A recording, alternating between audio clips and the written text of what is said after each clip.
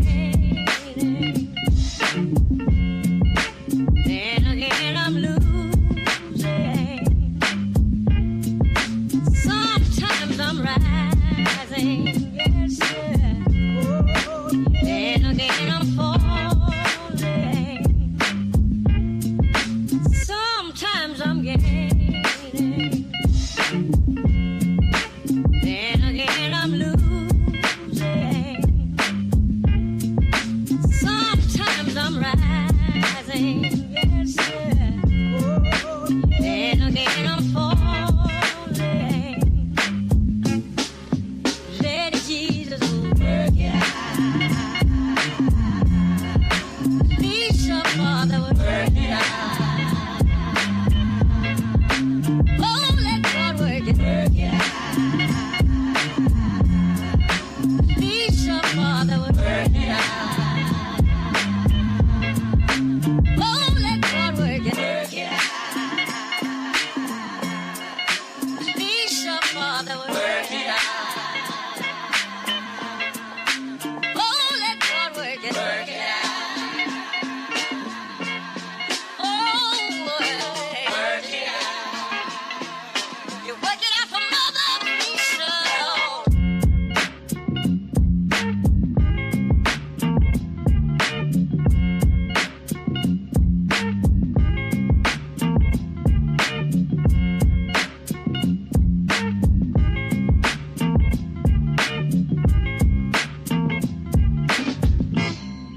Sometimes I'm gaining.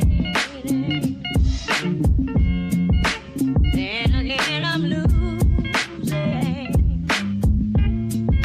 Sometimes I'm rising, yes, sir. Then again I'm falling. Sometimes I'm gaining. Then again I'm losing. Sometimes I'm rising, yes, sir. Then again I'm falling. Let Jesus work it out. Please, your Father, would work it out. Oh, let God work it out. Please, your Father, would work it out. Oh, let God work it out. Please, your Father, would work it out. Oh, let God work it out. Oh, work it out. You work it out for Mother Teresa.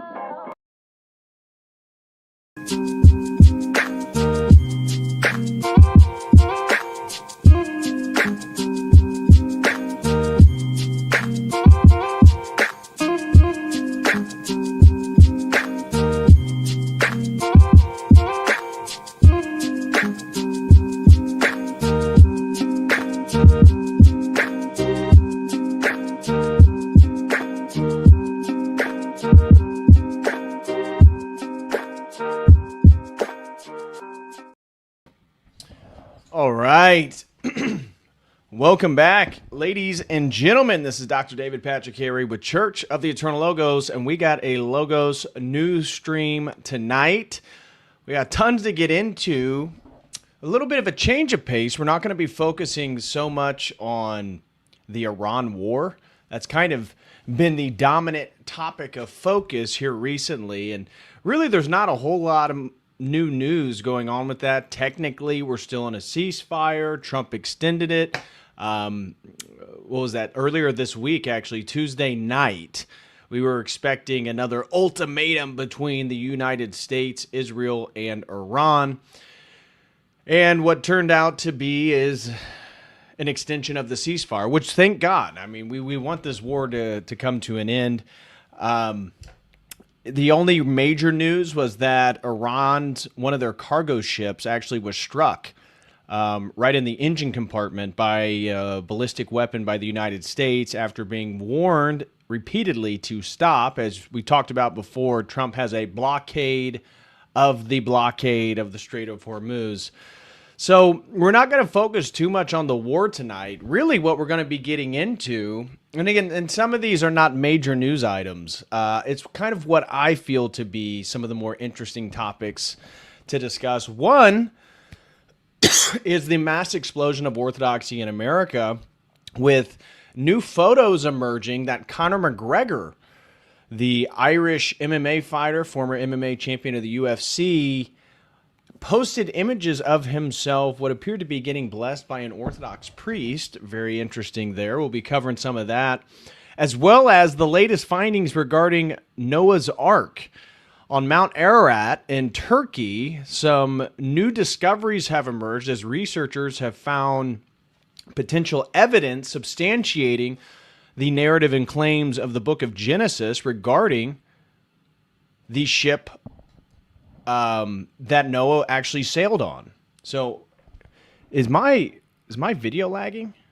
What is going on? Do I have laggy video right now?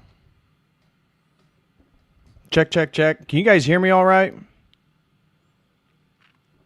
How's the video quality?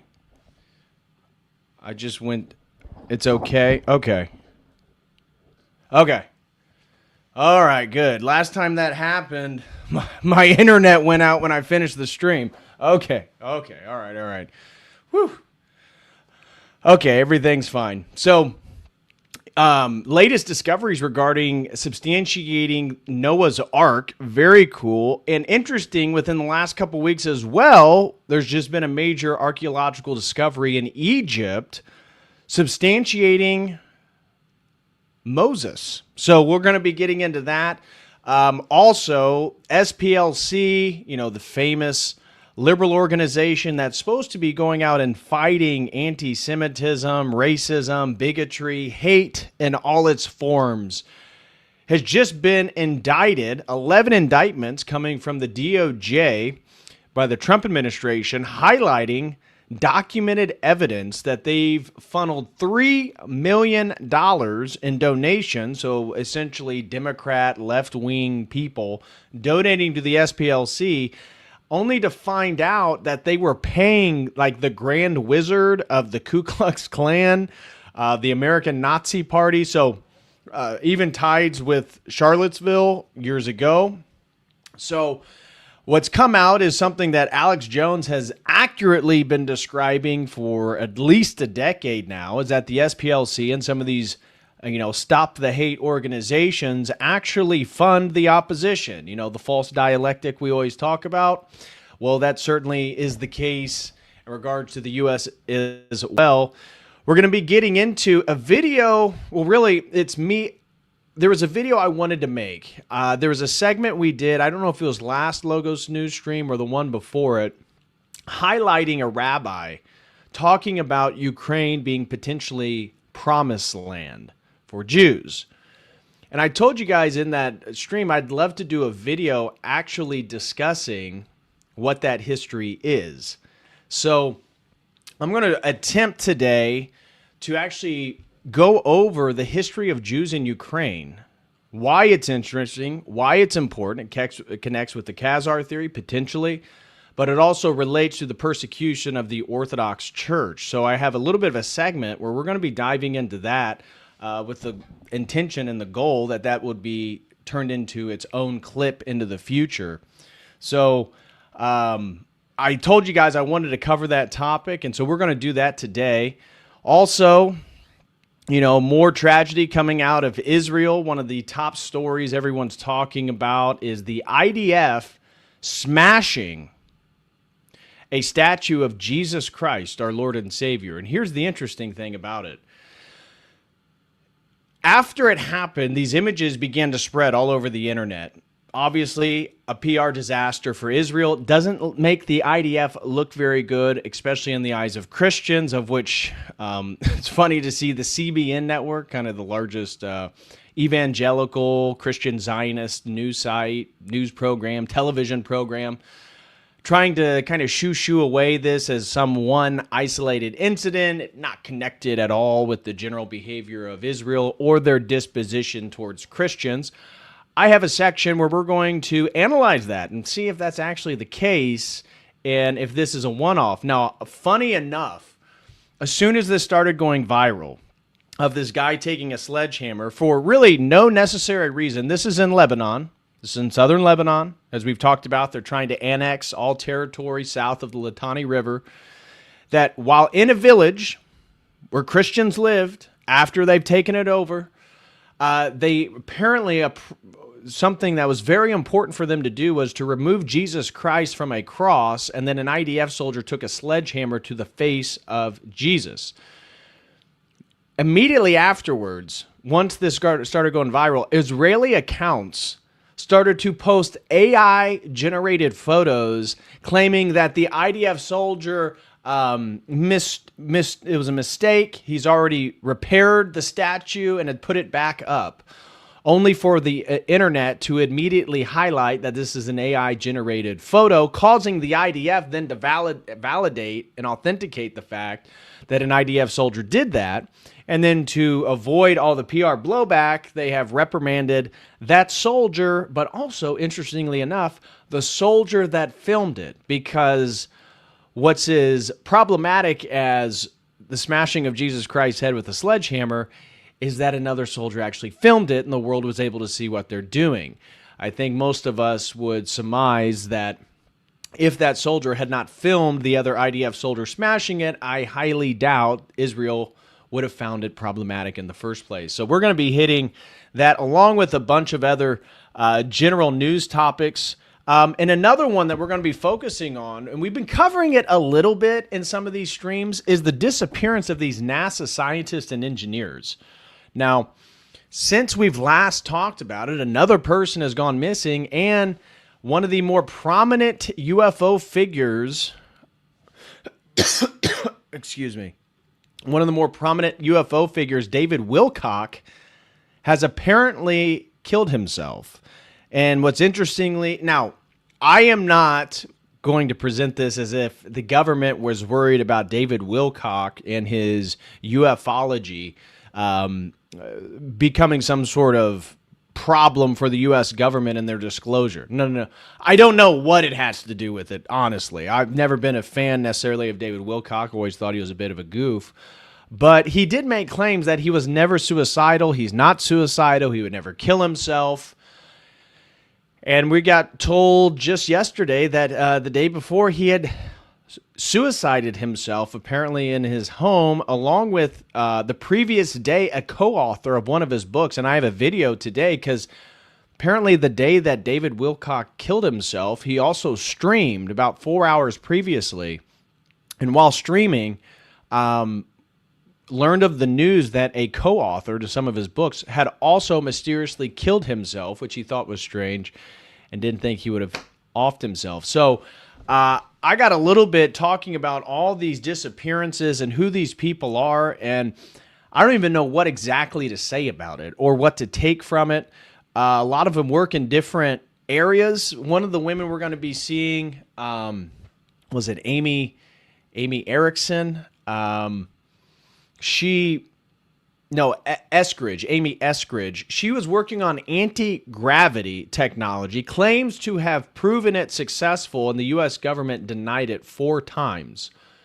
Then there was videos that I was not aware of. I don't know how recent they were, but I'm going to show them to you guys today, of her claiming that she was not only being tracked by the government, she has stories claiming that a man in a silver Lexus got an apartment across their apartment building and followed them, her and her ex-husband, I guess, or ex-boyfriend, wherever they went, had unlimited amounts of license plates that every time they saw it, they had a different license plate. She claims that potentially energy-directed weapons were used against her, and she showed burns on her hands and was talking about barricading her house and stuff. So she was already in fear of her life, and she is one of these engineers and scientists that apparently just disappeared. There's no evidence. Nobody knows what happened to her. But yet she was posting on social media consistently that she was worried for her life. Nobody knows exactly who's behind it. But we're going to get into some of this stuff today. And I'm curious, again, what you guys think of all this UFO, Black Ops secret program officials, their disappearance and their deaths. I don't know what the heck's going on. I'm curious what you guys think. So smash that like. We got plenty to get into today. Major thank you to Mr. Fist. Got us going on our 30 super chat goal. He throws in 10, says gate and lay. I think that was a shot at me for being, 6 minutes past the scheduled stream time. So tough crowd out there. Mr. Fist keeps a tight schedule, apparently. He's very upset. If the stream doesn't start on time, I will hear from Mr. Fist. But thank you so much, brother, for the support. God bless you. And Nephilim Bone Excavator, always a great name, throws in 2, says, for the grift. Thank you so much, Nephilim Bone Excavator. And Victor Ziegler throws in 5, says, let's go. Absolutely. And just let me check on the Dono chat. Jordan Johnson, fellow member of the Logos Academy. Shout out to you, brother. He said, I heard they smashed Christ on a cross to help deter anti-Semitism. Yeah. If you missed our Tuesday night meeting, we had a men's meeting, an open panel discussion on anything and everything. And Jordan didn't hold back on some of his opinions of what are rightfully deserved. About kind of the state of America, but kind of coincides with the general theme you were talking about. We'll be discussing the IDF smashing Christ for really no apparent reason other than their hatred for his depiction. But thank you so much, Jordan Johnson. And then over on the Streamlabs, looks like we're up to speed on everything. So, all right, let's get into some of our early stories here and dive right into it. Where is the first? Okay, here we go. All right. So as I told you, this isn't necessarily breaking news. As I said, we're not going to really focus on the Iran war. So many of our news streams lately have been so hyper focused on the Iran war. We're going to be kind of hitting some other topics today. I do have a little bit of stuff regarding the Iran war, but this is news that I thought was quite interesting. I saw it going around X. RT, the Russia Today news program, posted that Conor McGregor turns to Orthodox Christianity? ? UFC fighter posts photos of him sitting beside an Orthodox icon in prayer and of an Orthodox priest blessing him, triggering speculations about his faith. Now, I think that would be absolutely fantastic if Conor McGregor came back to Orthodoxy. We've been talking, and shout out to Baron Strawberry. I know Crispy knows who that is. Some of the Irish folk in the chat know who that is. He's an Orthodox Christian Irish YouTuber. Sometimes he's in the chat. Really nice guy. Never met him in person, but know him through the internet. And he was telling me this was, a year and a half, 2 years ago? Crispy will be able to know. I was on his channel, and he was talking about the growth of Orthodoxy in Ireland. Now, Ireland, historically, pre-schism, is an Orthodox nation, right? There's a lot of overlap between all of the British Isle Celts and Anglo-Saxon population before schism. You know, St. Alfred the Great, one of my favorite saints, is an Orthodox saint. And Baron Strawberry mentioned that you'd be surprised how many converts are showing up at these Orthodox churches in Ireland. Now, given that they're predominantly a Catholic nation, obviously there's Protestants, and that's been a historical tension within Ireland.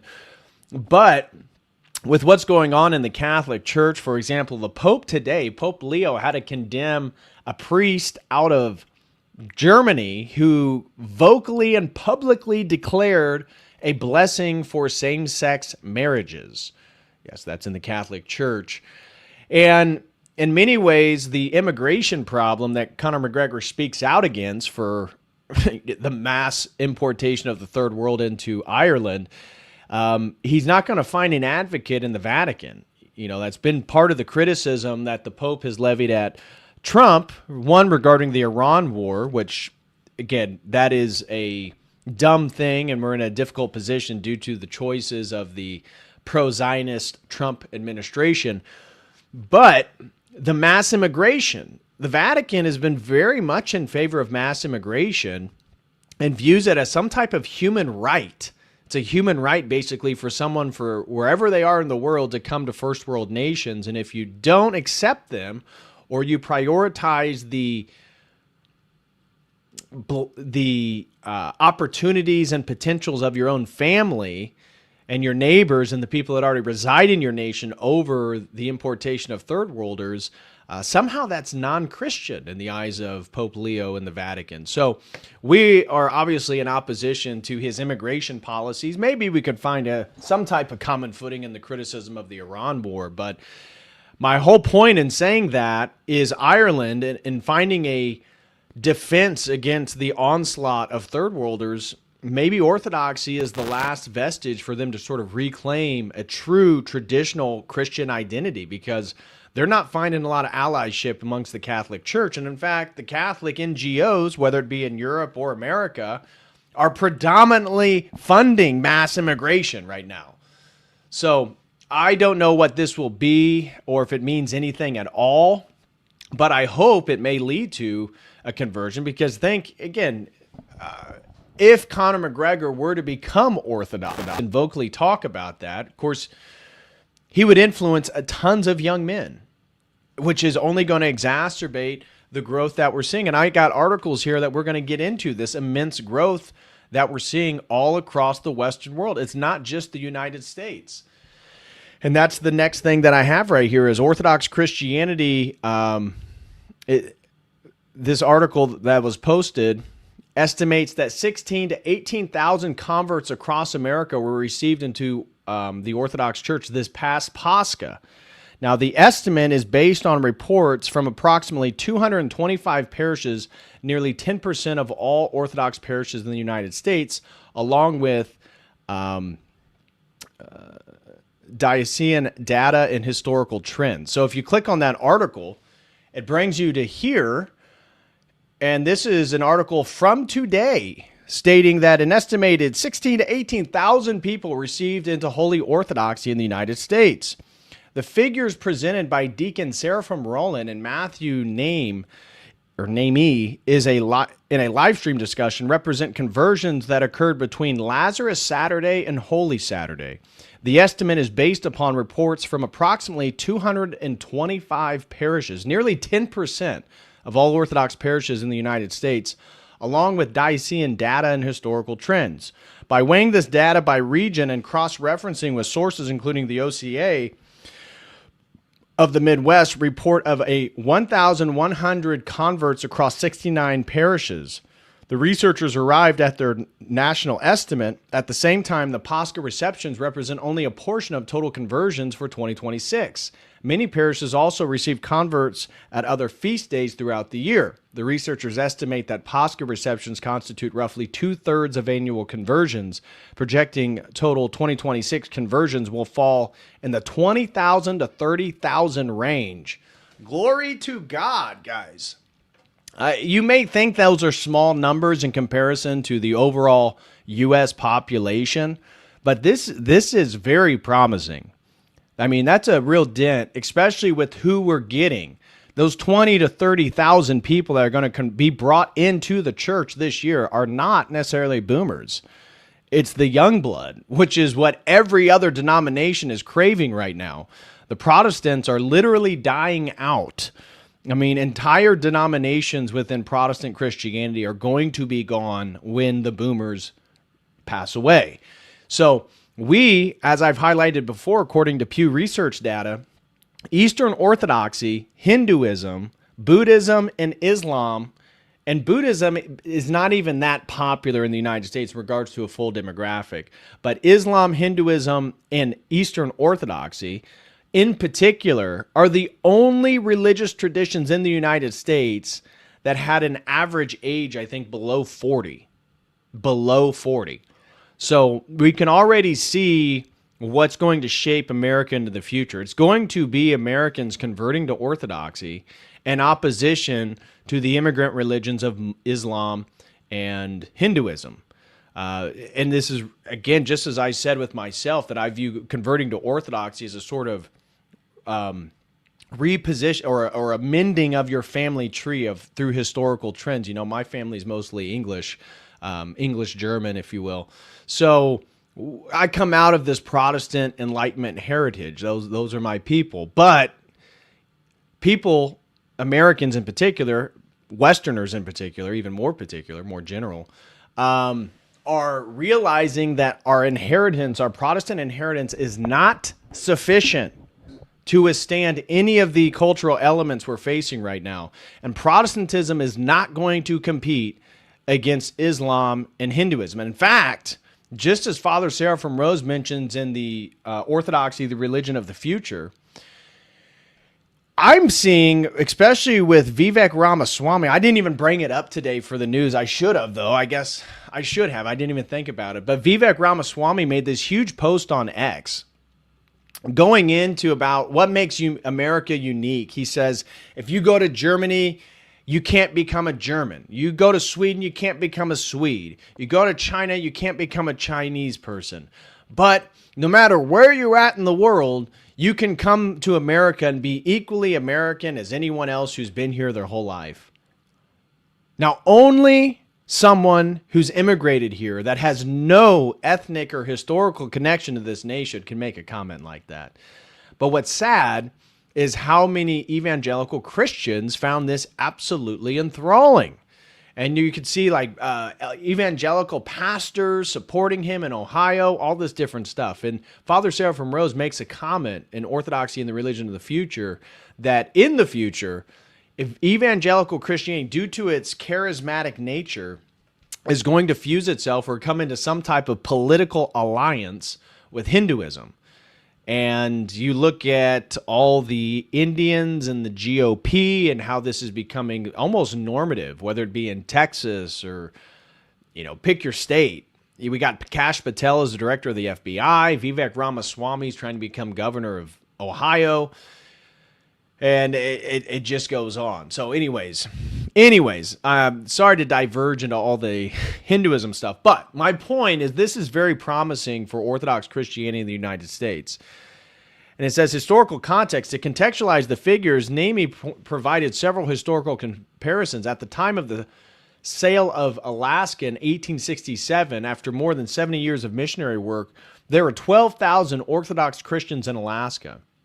During the lifetime of St. Alexis Toth, approximately 20,000 Eastern Rite Catholics converted to Orthodoxy. In 1987, mass reception of the Evangelical Orthodox Church brought 2,000 people into the Antiochian Archdiocese.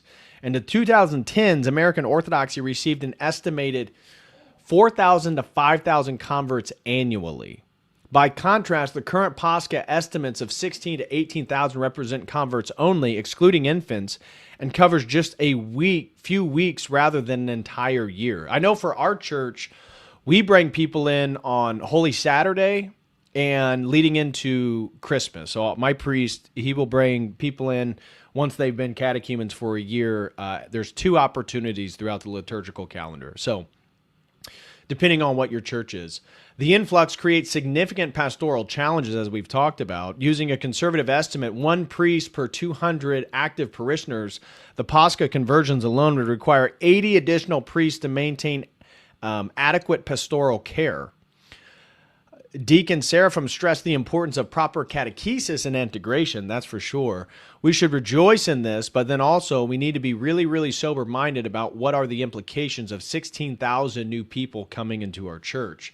And this is something that Father Jeremy, the archvicar of the Antiochian Archdiocese, when he was at our parish, this is something that he mentioned, is that one of the things that the archdioceses are at least becoming more aware of and focusing on is that there are churches now in the United States that say historically they only had 40, 50 parishioners. But now they've gained 40, 50, 60, 70 converts, and now their church is over 100 some parishioners. when these cases, there are parishes across the United States where the majority of attendees are converts within like the last 5 years.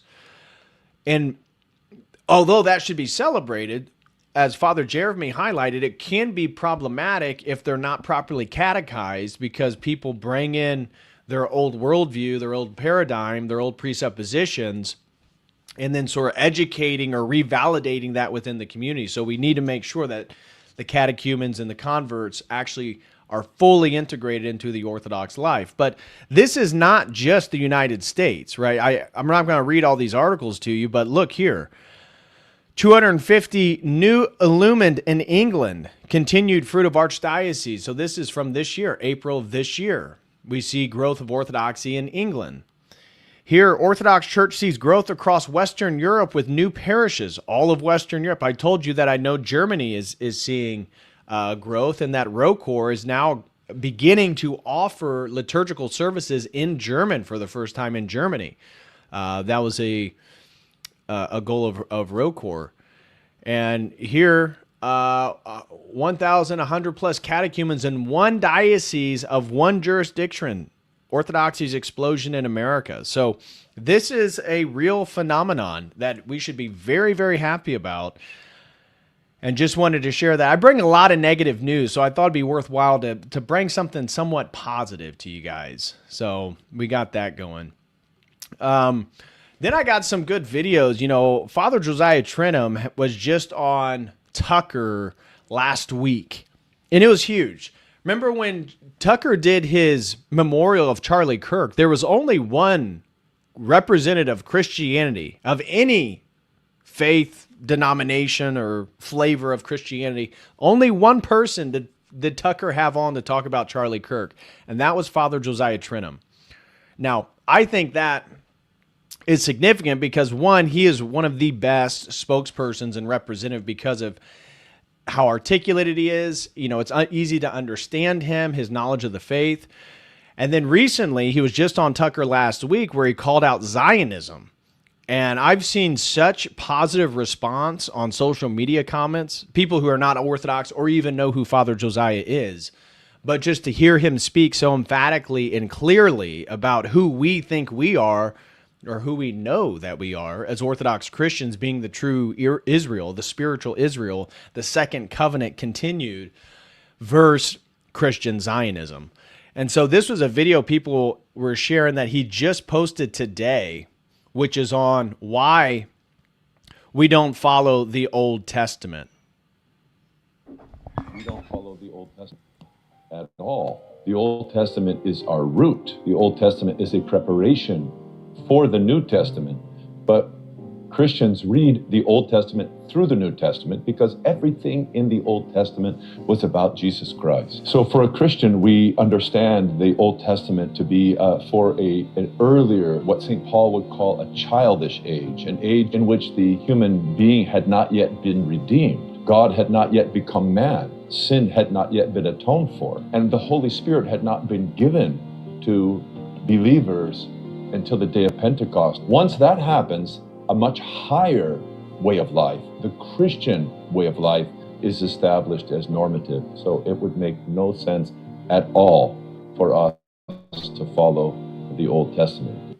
We don't follow. Sorry, Hebrew roots. Sorry, all you Christian Jewish LARPers, that because Protestantism has no sacraments, you end up adopting the dietary laws of the Old Testament or choosing which laws you're going to uphold. You know, the Bryson Gray Christian phenomenon. That's not us. We're quite clear. Orthodoxy is quite clear. And so this was then a clip from an interview on The Blaze that Father Josiah did, specifically speaking out against Zionism. To see this, forgive me, showing way too many of my cards about this, but to see this Zionist state irrationally, in my mind, allied with the United States of America, a Knesset that is full of the vast majority who think Jesus Christ was a false rabbi, properly executed for his blasphemy, and this is our chief ally? He forgot to add burning in a lake of excrement, born from what the Talmud claims a whore raped by a Roman soldier named Pantera. I couldn't agree more, Father Josiah. How is Israel the greatest ally of America? For what? For what? You know, my church is full of immigrants who were driven out of the Holy Land in 1948, and then later, 20 years later, by Jewish soldiers who came to their homes where they had lived for untold generations. They came at noon with guns, and they said, we're coming back at 5. If you're here, we'll kill you. So they left. Many of them came to America, some came to California, and they were part of the founding of my parish. And the founding, I mean, they're present at my parish as well. We have a Palestinian woman who leads our choir, or at least makes all of our choir books and stuff. Shout out to you, Amel. We love you. Here, I want to now get into the brutal depiction of the IDF soldier smashing the face of Jesus Christ. But before we do, let me catch up with some of your guys' comments and see what you guys are saying. Victor Ziegler throws in 12, says, just finished the Orthodox Church in the Byzantine Empire. Fantastic academic history book on the topic. The saying, rather the Turkish turban than the Latin mitre, was pretty revealing. Yes. Which one are you referring to? I haven't read the Orthodox Church in the Byzantine Empire, I don't believe. Who wrote that book? Victor Ziegler. Let me know in the chat who wrote that book. I know on regards to historical, Ostrogorsky's history of the Byzantine state, and then the Cambridge history of the Byzantine Empire, two of the better ones. But if there is one in particular that you think is really good, I'd be very open to hearing about it. So let me know who that author was, Victor. Shannon throws in 5, says, do you know any books that are obtainable on Saint Sinan? He was an Irish saint. No, I do not know. I'm not even very familiar with that saint. I've never heard that saint. I apologize. So no, I'm no good on a resource for a book on him. I'm sorry. I would maybe look for a book on the history of Irish saints. They might have something. If you're not able to find something, search his name. So sorry, Shannon, but thank you so much for the support. Do appreciate it. Adam throws in 5, says, hey, brother, what do you personally think about the eschatology our modern-day saint/prophets, Saint Ephraim, have laid out? 1 of 2. Okay, let me see the second one. 2 of 2. Things feel like they are progressing slower than what we were told. Well, we actually talked about this in the men's group on Logos Academy on Tuesday. Because if you go through, I did an interview with Maria Z. I don't know if it's out yet. She mentioned it may be out Friday. But there's a lot of events. If you go through the timeline, the prerequisite events for the Great World War, 15 out of 16 have already occurred. Okay, so there's that. But when we were in the Logos Academy, I just shared the link in the chat if any of you guys want to join us. We were talking about this as well, how we as Orthodox Christians believe that our collective repentance can push back the deleterious consequences of our sins and what's going to come regarding the Antichrist, the Great World War, all this different stuff. And I just showed you articles of this immense energy of conversion that's happening in the Western world regarding converts. Is it possible, I think it is, that maybe the U.S. gets out of this Iran war without starting World War III? Now, the damage that's already been done, the alliances that have been drawn, that's not going to change, right? In many ways, the precursors of what's going to come have already been entrenched in some way. But it is possible that this stuff gets delayed. It's all based on us. And that's why you'll never hear me focus on a specific day or date or year. Oh my gosh, be careful, the Great Reset in 2030. Yeah, I know 2030 is what the WEF has said. I know that Kurzweil and Harari have said that 2040 is going to be the year of the singularity, and maybe 2045. They're willing to speculate, but they're expecting, within the next 20 years, the singularity takes off. So I'm well aware of all that different stuff, but through my religious beliefs, it can be pushed back. Just because these prerequisite situations have already occurred doesn't mean that it's locked in that it is going to be the Great World War tomorrow. It's not. So we need to have hope. That's why we got to continue to pray. That's why we need to be optimistic. I always warn people, there's a handful of younger guys I've chatted with that they really love all the eschatology stuff, but every time I talk with them, it's filled with anxiety and angst about what's going to happen and what they should do, and they don't have enough money for a homestead, and they feel like they're losing. It's like, relax. Focus on your spiritual life. If you're good with Christ, if you're aligned with Christ, what happens really doesn't matter that much. Victor Ziegler throws in 6 and says, I think that given the foundations of the U.S., it was inevitable it would become what it is now. Yeah, I agree. Unfortunately, I do agree with that. Christopher Scott throws in 5, no comment. Thank you very much, Christopher. Solid Snake throws in 2, says, what that is, we keep the Sabbath. And I think I know who Solid Snake is, because over on Dono Chat, or no, it was on Streamlabs, Solid Snake throws in 5 and says, thanks for the chat we had on Tuesday. Hope you're doing well. Well, I do know who I talked with on Tuesday, so we had a one-on-one. God bless you, brother. Hope you're doing well and enjoyed our little chat. John D. over on Streamlabs throws in 10, says, love the work, man. Keep it going. You have an important mission. Well, thank you so much, John D. I appreciate that. And Jamie H. throws in 5, says, Kotal Crew assemble. Thank you so much, Jamie H. I wonder, surely, is that Jamie Hanshaw? I don't know.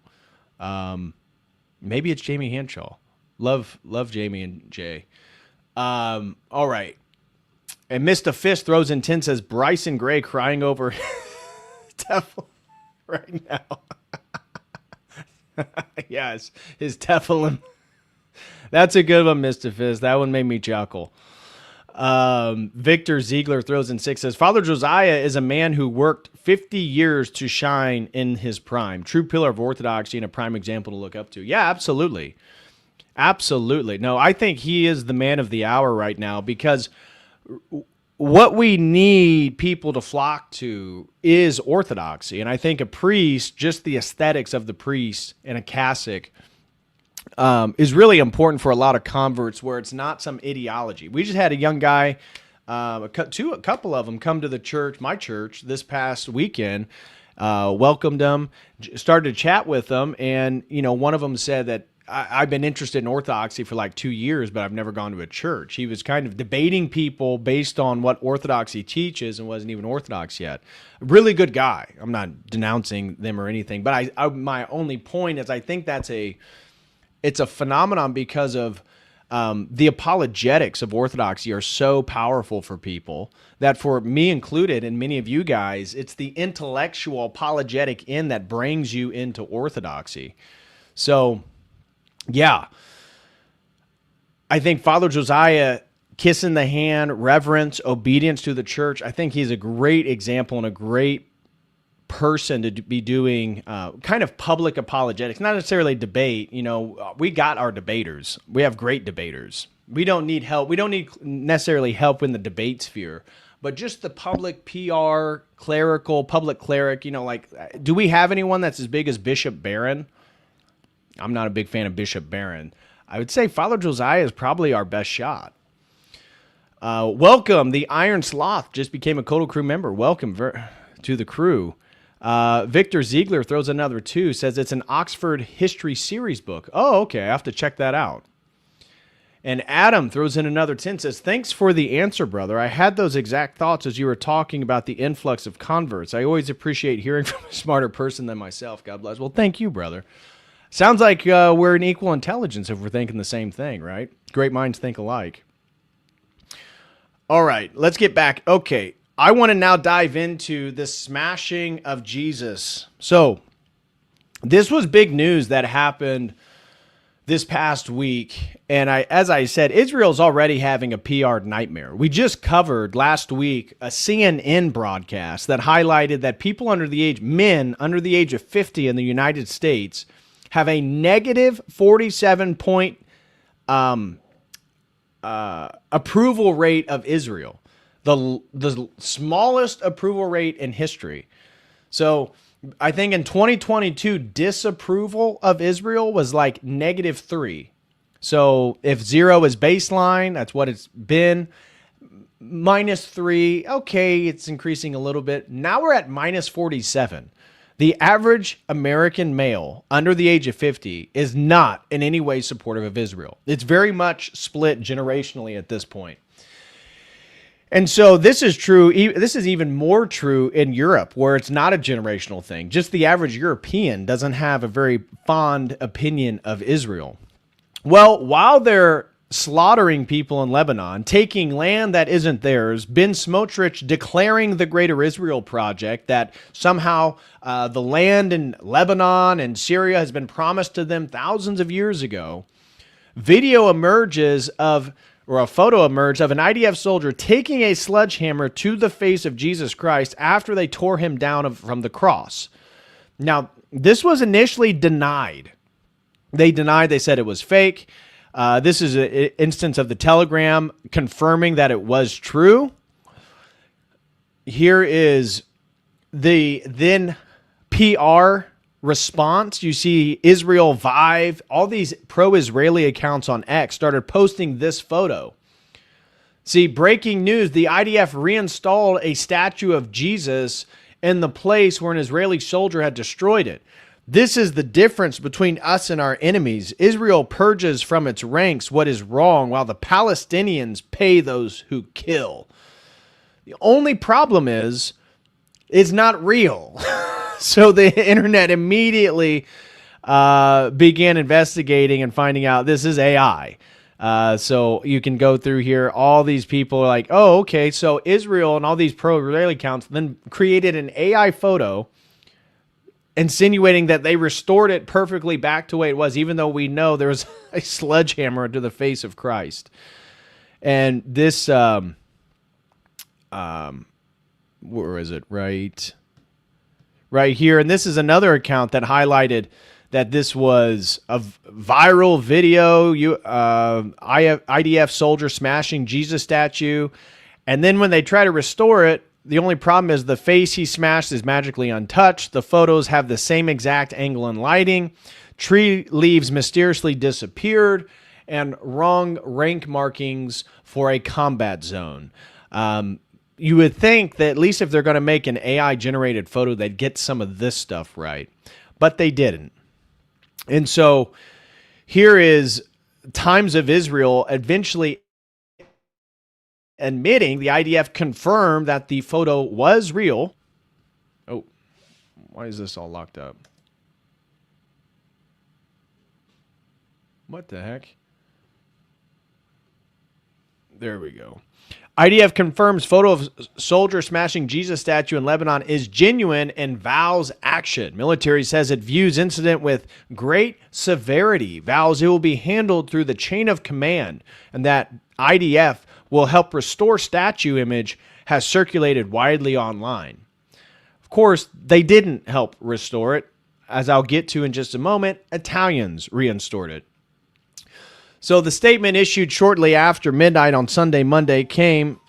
What the heck? Came after the photo circulated widely online. Earlier, as the photo spread on social media, IDF spokesperson Lieutenant Colonel Shoshani posted on X that the military would investigate. Following the initial review of the photo, the military said that it was established that the photograph depicts an IDF soldier operating in southern Lebanon. The IDF views the incident with great severity, as I just read. The picture was taken in the Christian village of Debel in southern Lebanon. The IDF had operated against Hezbollah in the area surrounding the community. Yeah, as we'll see today, Netanyahu, it's not right now, but I'm going to show you, Netanyahu has already stated that the territory gained in Lebanon in their fight against Hezbollah even though the international courts has demanded that they give it back to Lebanon, he basically says, hell no. So already highlights the thing that we've all been saying, that this is all part of the Greater Israel Project. As I said, Ben Smotrich has already declared that. The IDF has already declared and annexed the southern part of Lebanon to the Litani River. It's all kind of par for the course, it seems. So that happened, and then everybody's favorite dildo salesman, Rabbi Shmuley, comes out and rejects Jesus Christ and demands that Christians stop overreacting over the IDF soldier who destroyed a statue of Jesus in Lebanon. He says Israel is doing Christians a favor by fighting a war in Lebanon, which was historically Christian, by the way, and that the real enemy is Tucker Carlson.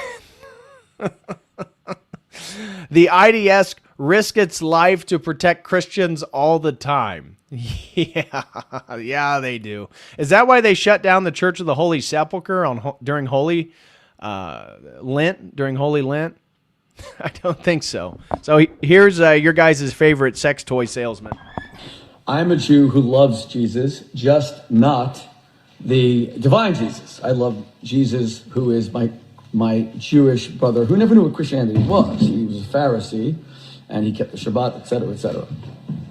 So the fact that one errant IDF soldier... Try to connect him with the Pharisees. We know who the Pharisees are, my man. We've read our Bible. We know who they are in history. Destroys the statue means the following: that not every IDF soldier is perfect.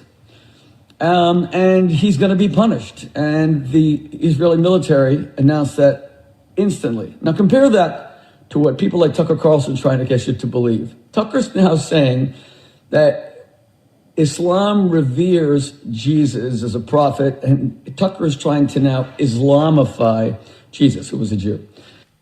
Okay, clarity here. And I'm not speaking for Tucker Carlson because I'm not sympathetic in any way towards Islam. I'm very familiar with Sunni, Shia, Sufism, these various strands and flavors of Islam. I am aware not every Muslim is a terrorist, but the ideology, the paradigm is very much a virus, as we've already seen in what's happening in Western Europe. It's just incompatible. Okay, I'm not in favor of the U.S. doing their Middle Eastern wars. I'm not in favor of mass casualties of Muslims due to the military-industrial complex. But let's get something straight here. Islam and Judaism, not on the same team as Christianity. However, with that being the case, it is a fact that within Islam, it is Christ who is the prophet that's going to come back and judge the world. Now, Muslims think he's going to judge Christians and condemn us for not being Muslims. It's dumb. But there is a venerative position for Jesus Christ in Islam. They explicitly reject his divinity. But they don't say the stuff about Jesus that Jews do. Just read your Talmud. I have a copy of the Talmud over here. Just read your Talmud. Go to your local library and get a Talmud and just see what it says about Jesus. Or there's actually a great book I have. I was wanting to do a stream on. It's called Jesus in the Talmud. It's a great book you can get on Amazon, and it's a scholar just going over and covering that topic. So it is true that, yeah, Jesus has more of a venerative position in Islam than Judaism. That if you're going to purely look at what sympathies each tradition has with each other, Christianity does have more with Islam, because Islam is basically a Christian heresy. It's a mixture of like Nestorian, Arian, Arab paganism, Old Testament ideals and traditions, all blended into some amalgamative Arab religion, monotheistic religion, filled with Neoplatonism, totally informs its metaphysics. But there is more sympathy with Islam than Judaism, which literally mocks our Lord and Savior, killed him historically, and has been subversive towards our people ever since. And their Messiah is our Antichrist. So there's that going on as well. Really? Then why is Christianity prohibited in nearly every Muslim neighbor of Israel? Why are IDF soldiers protecting every church at the risk of their own lives? 170 IDF soldiers died over the past year. You know what it's like for people like me and my wife, Debbie, to sit and have to shake when our kids are in Lebanon fighting these Islamist terrorists, not Muslims. Muslims are my brothers, just like Christians are, but Islamists, murderers. So let's go through the facts. A, an IDF soldier destroyed a statue of Jesus. B, that IDF soldier acted in complete violation, not just of Jewish values, but IDF's regulations.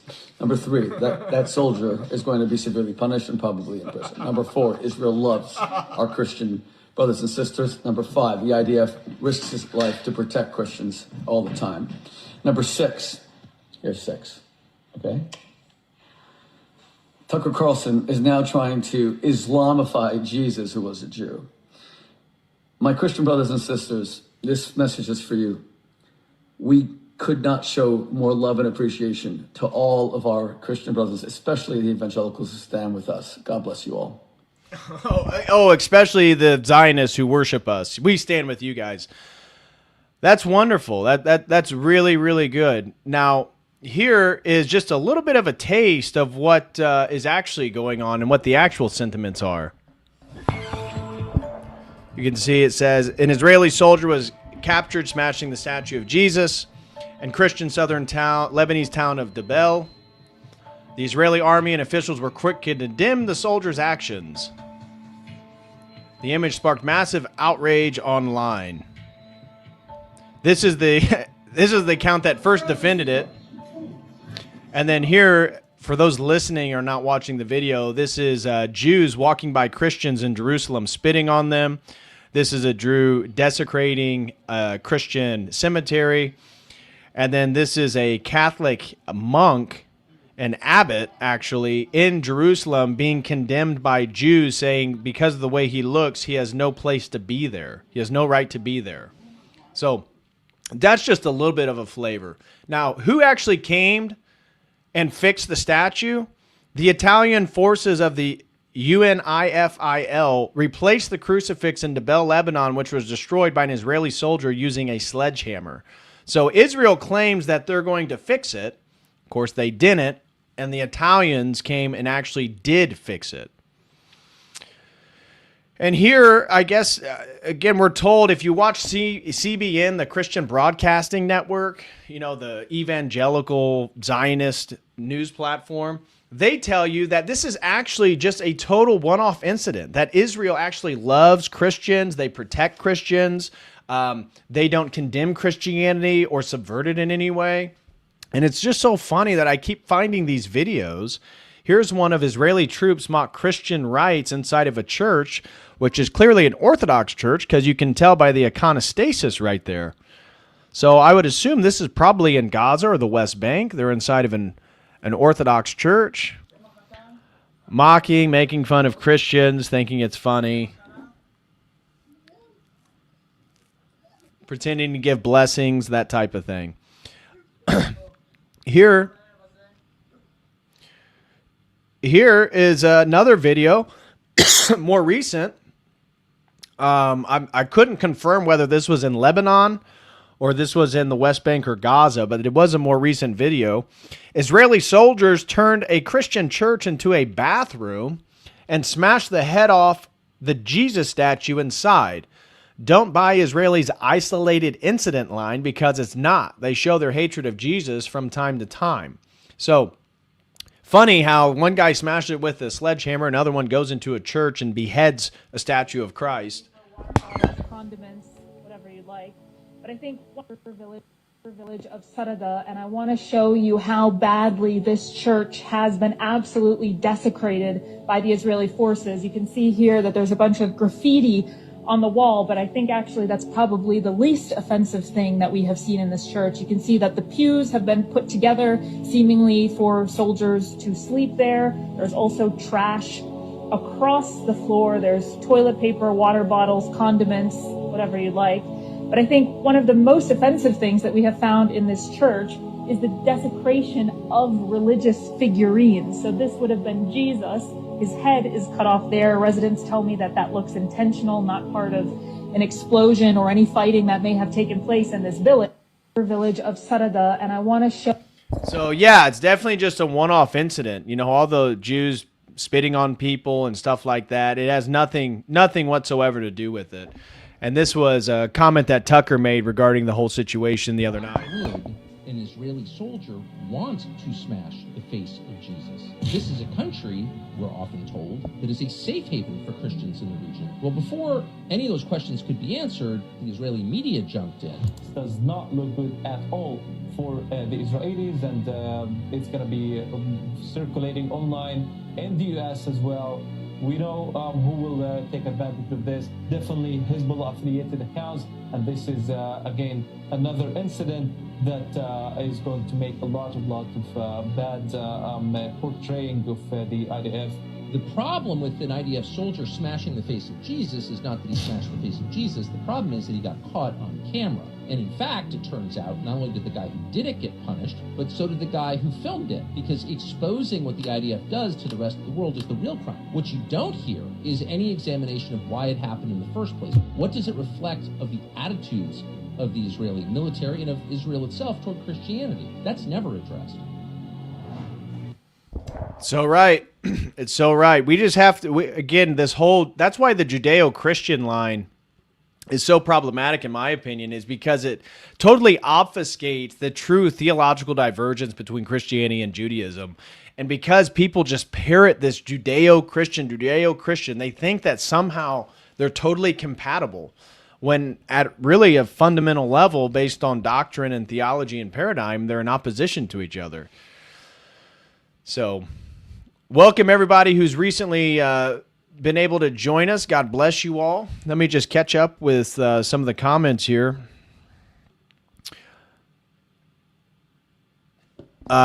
Victor Ziegler said that picture of the soldier and Christ is world history encapsulated in one photo. So true. Very, very true. Nephilim Bone Excavator throws in 5, says, just when I thought I couldn't be more anti-Israel, this story drops. Yeah. Fair enough. Fair enough. I'm just reporting the news. I can't tell you how to feel. I just report the news. Christ is risen. Truly he is risen. Thank you so much. He says, Logos News, a.k.a. Drama Alert, my new favorite channel. Keep doing what you're doing. May it be blessed. The Crusade stream was super interesting, by the way. Thank you. Love from Canada. Well, thank you so much. I appreciate that. And I'm humbled that you've been appreciating the content as well, and hope you continue to enjoy it. Thank you very much for the support. All right. Getting back to the topic here. Oh, what just happened? My computer's acting funny. All right. I want to now dive into the SPLC fraud. Have you guys been following this?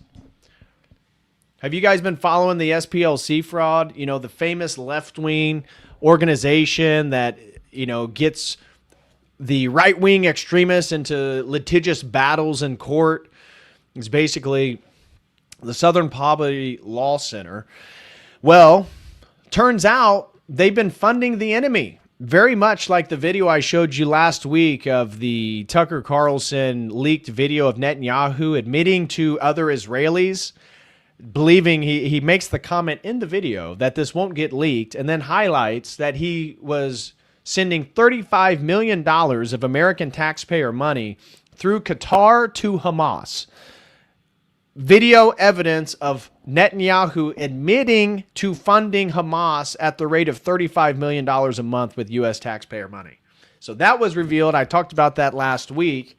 Well, the same idea of funding your enemy is how the SPLC has been making a boatload of money for decades.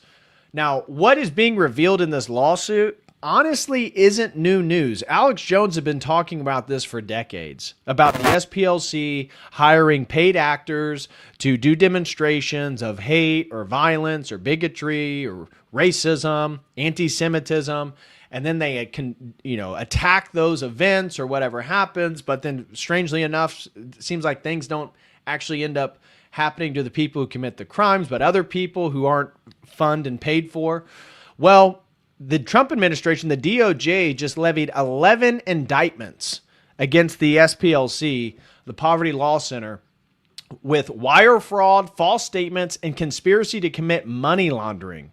The SPLC secretly funneled over $3 million to violent racist extreme groups such as the Ku Klux Klan, the American Nazi Party, the Aryan Nation, the United Klans of America, Unite the Right, National Alliance, National Socialist Movement, Sadistic Souls Motorcycle Club, and American Front, all receiving significant swaths of cash from the SPLC. To hide the payments, SPLC allegedly opened bank accounts under fictitious entities to conceal the source and control of donor funds.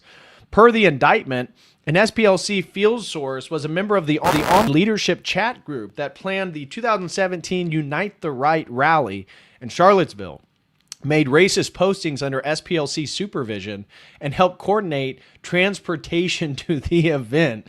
FBI Director Kash Patel says they lied to their donors, vowing to dismantle violent extremist groups, and actually turned around and paid the leaders of these very extremist groups, even utilizing the funds to have these groups facilitate the commission of state and federal crimes. This is your favorite cross-eyed Indian, Kash Patel, telling you about these latest indictments. We're here today is to announce what the general just told you. The Southern Poverty Law Center, in a massive, sweeping indictment, has been charged with allegations of fraud and using the banking system to perpetrate that fraud. I just want to talk about a couple brief things here. The Southern Poverty Law Center themselves advertise to raise money to dismantle violent extremist groups for a period of at least a decade. They use their donor network to raise money to purportedly dismantle violent extremist groups. However, the SPLC, the Southern Poverty Law Center, used the money they raised from their donor network to actually pay the leadership of these very groups. I just want to say that again. They used the fraudulently raised money by lying to their donor network, thousands of Americans, to go ahead and actually pay the leadership of these supposed violent extremist groups. The groups, as the general laid out, include the Ku Klux Klan, the United Klans of America, Unite to Right, National Alliance, the National Socialist Movement, the Aryan Nation Motorcycle Club, and National Socialist Party of America, and also the American Front. So I'm not going to play this whole video, but the question that I had why Kash Patel kept talking is, okay, that's wonderful. I love these indictments. We need to go after the SPLC. Is there any FBI agents that have involved in any sort of entrapment, trying to do the exact same thing that the SPLC does? What's the government involvement? How much did the government know about the SPLC and what it was doing? That's what I would be really curious about. Yes, we can understand how they're, again, making money. It's essentially a sort of racketeering. As this shows right here, the SPLC paid $70,000 to the leader of the American Nazi Party, a former KKK member and Aryan Nation's director, the same man they had listed as an extremist on their own website. And then you look at how much money they made after Charlottesville. Before Charlottesville, they were making around $51 million. That's not enough? Well, after Charlottesville, revenue went up to $133 million for October 2000. For the year 2017. Incredible. And then the SPLC paid $270,000 to the Unite the Right rally leaders. So look at that. SPLC funds the Unite the Right, then documents it and claims to go after it, gets donations from liberals that think every white Christian's a racist, and make almost $82 million. $82 million they basically make from paying for the Unite the Right rally in Charlottesville. Unreal. And then also that's been revealed that the SPLC's backers included George Soros, no surprise there. JP Morgan, no surprise there. George Clooney, okay, kind of a surprise, not a huge surprise. And then OpenAI, no surprise there. Anybody who uses ChatGPT can tell you how limited the app is regarding a certain group of people or a certain topic. And then here is the actual documents from the DOJ talking about how the federal grand jury charges them. Between the years of 2014 to 2023, the SPLC, again, funneled over $3 million to these groups.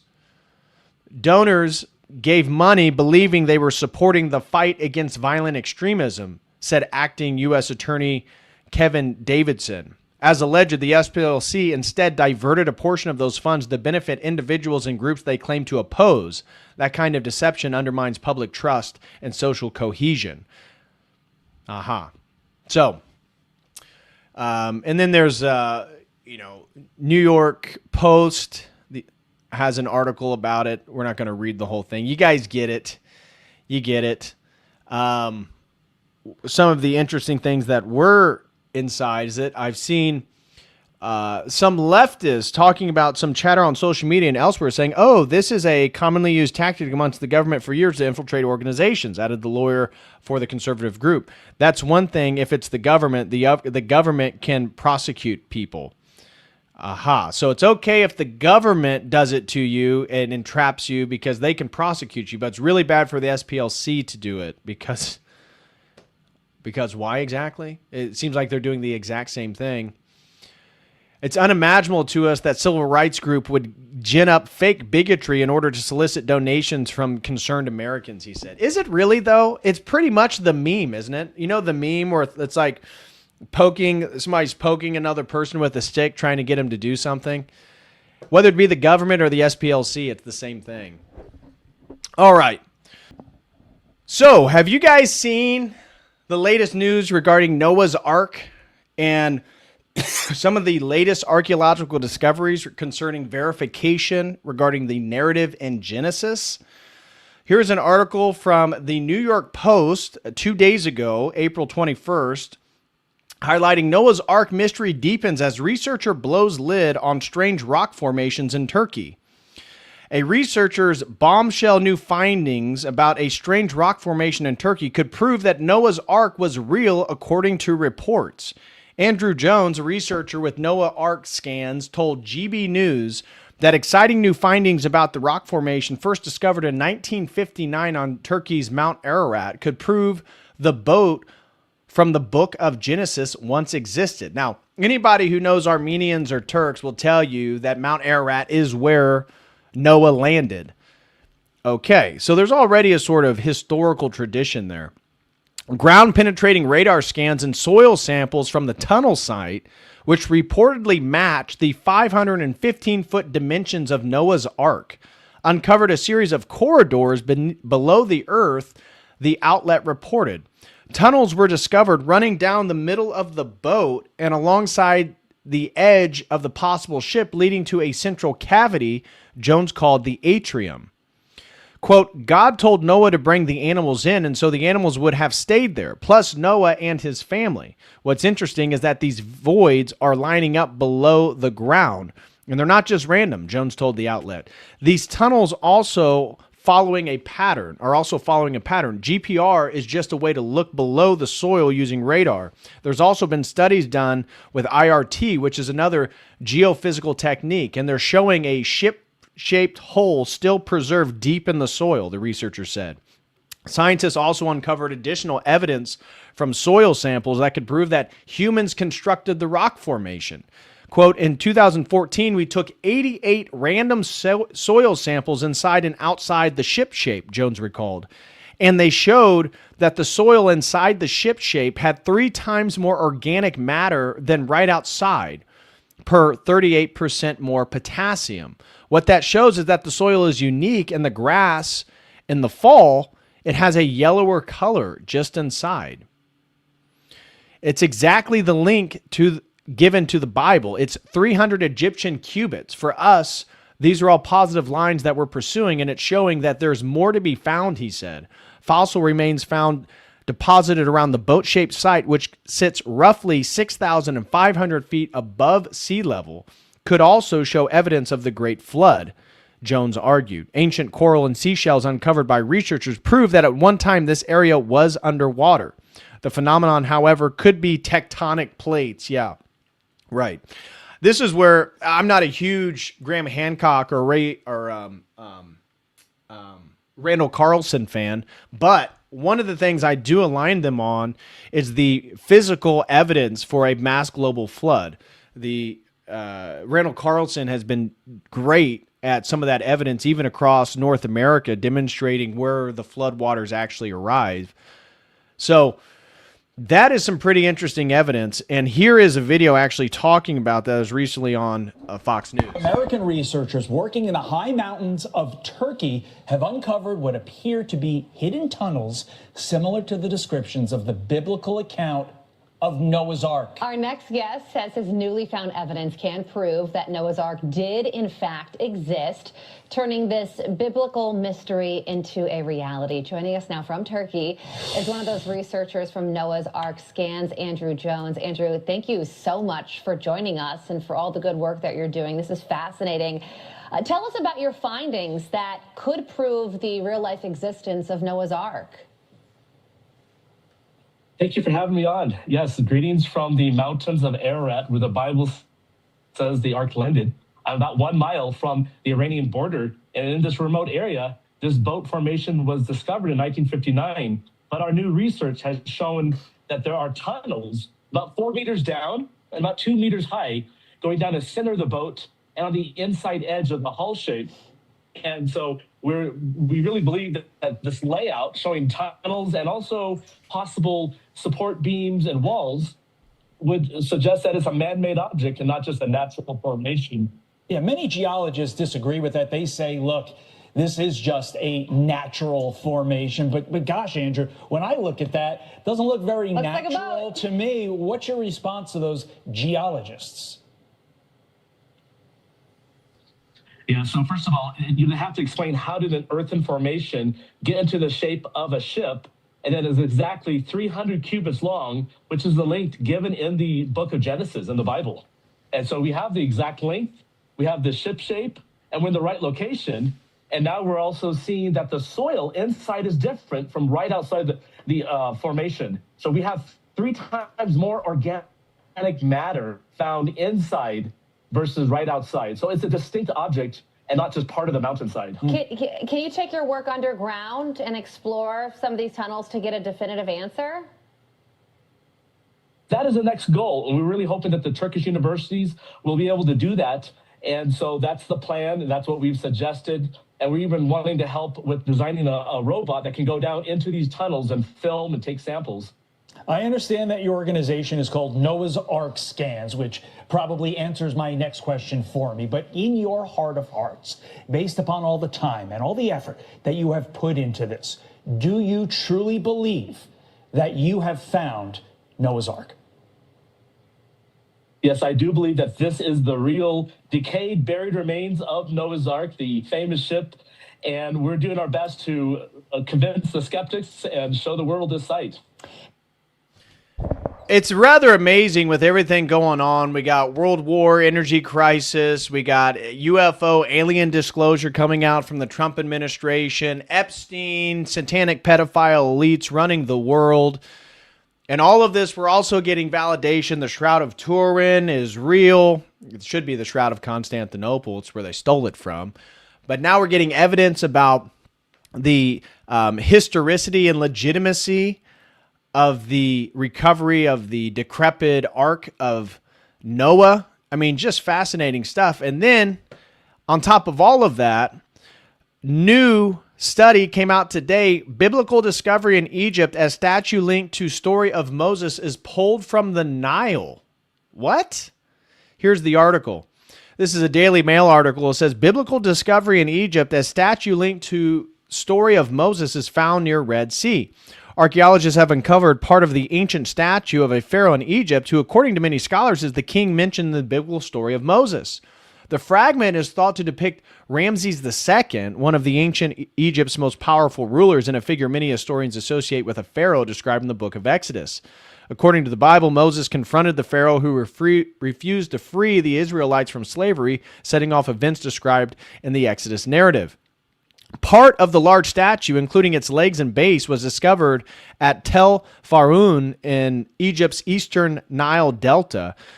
just northwest of the Red Sea during ongoing excavations led by the country's Supreme Council of Antiquities. The unearthed fragment stands about 7 feet tall and is estimated to weigh between 5 to 6 tons, according to officials overseeing the dig. Although parts of the statue are worn and damaged, archaeologists said enough detail remains to link it to royal sculptures created during Egypt's New Kingdom period, which lasted from about 150 to 1070 BC.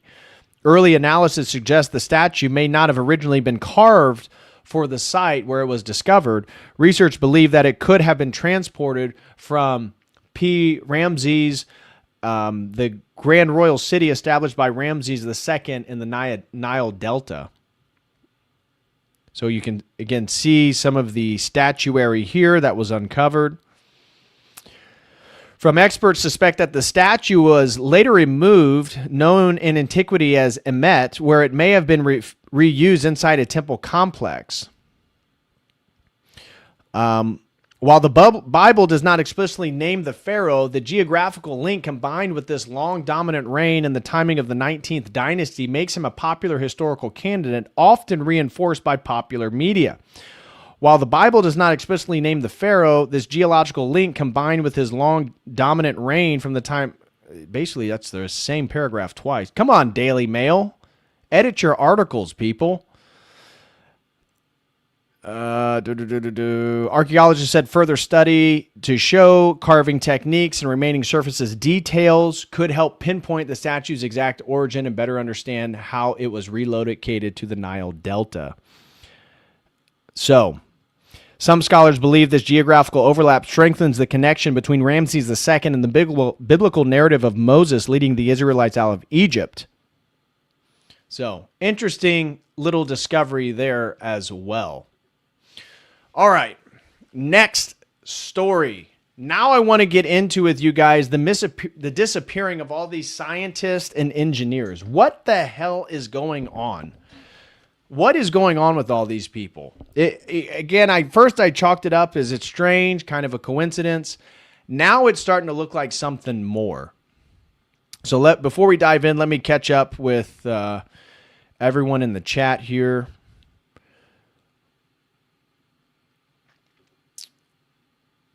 Nephilim Bone Excavator throws in 2, says when the demand for racism outpaces the supply. Exactly. That's the SPLC. Mr. Fist throws in 10. Thank you so much. He says 70 tabs open in Brave browser. Hope you have at least 128 gigabyte. Dude, I'm telling you, I got so many tabs open. I can't even use Brave because I use Brave daily. So all my business, the tabs that I look at every day, they're all on Brave. So when I do these streams, I began to have to use Chrome just because Brave would crash. And apparently I got so many links today that Chrome is beginning to crash. So it's the problems I face. Total Gravity throws in 10, no comment. Thank you so much, Total Gravity. God bless you.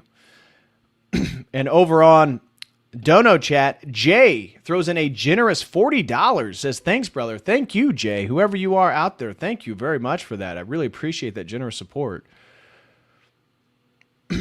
And I think that gets us caught back up. All right. So let's dive into the disappearance of all these darn scientists and engineers. I'm going to show you everything that's going on. Here's an article from USA Today talking about it. This is just an AI post that I pulled up to find who are all the people, because it's now up to 11. 11 people have been missing or killed related to these top secret programs. We have Major General William McCasland. So these are missing persons: Monica Rezer, Melissa Cassius, Stephen Garcia, Anthony Chavez. And then deceased, people have actually been killed, but almost all of them said that they committed suicide. Very interesting. Cal Grammar, Caltech astrophysicist, fatally shot in California on February of this year. Nuno Lariero, MIT plasma scientist and fusion center director, fatally shot in Massachusetts December of last year. Jason Thomas, Novartis pharmaceutical researcher found deceased in a Massachusetts lake in March 2026, this year, so last month. Frank Mywald, principal researcher at NASA, passed away July 4th, 2024. Michael David Hicks, NASA research scientist, passed away July 30th, 2023. And then Amy Eskridge, experimental propulsion anti-gravity researcher, died June 11th, 2022. And some of these videos of Amy that have been uncovered, or at least been going around, I was finding today, last couple days, talking about potential direct energy weapon used against her. You can see her hands right here. We're going to get all of that in just a second, but here's a little bit of an overview of what this phenomenon is. I don't even know. Again, I do not believe in aliens. I believe it's all some type of secret program uncovering spiritual activity with demons. That's just me. Call me crazy. That is fine. But something strange is going on for sure. Whether these people know that the UFO program isn't what people think it is or what, something is going on. What do you call it when a retired Air Force general, one who once ran the most notorious lab in UFO history, vanishes from his house in broad daylight? The general was involved with the Pentagon's most advanced aerospace research. When the NASA material scientist behind a breakthrough rocket engine alloy disappears 30 feet from her friend on a hike. She was right behind them, 30 feet behind them, and then she disappeared. When one of MIT's top plasma physicists is gunned down outside his own front door. This many top scientists getting killed or going missing in just under a year looks like a major red flag. Who were the first people the Israelis killed in Iran when they went in? The first thing you do is kill your scientists. It's the kind of thing that sounds like the Chinese science fiction book, The Three-Body Problem. A world where scientists don't just make discoveries, but become the front line of a war they don't even know they're in.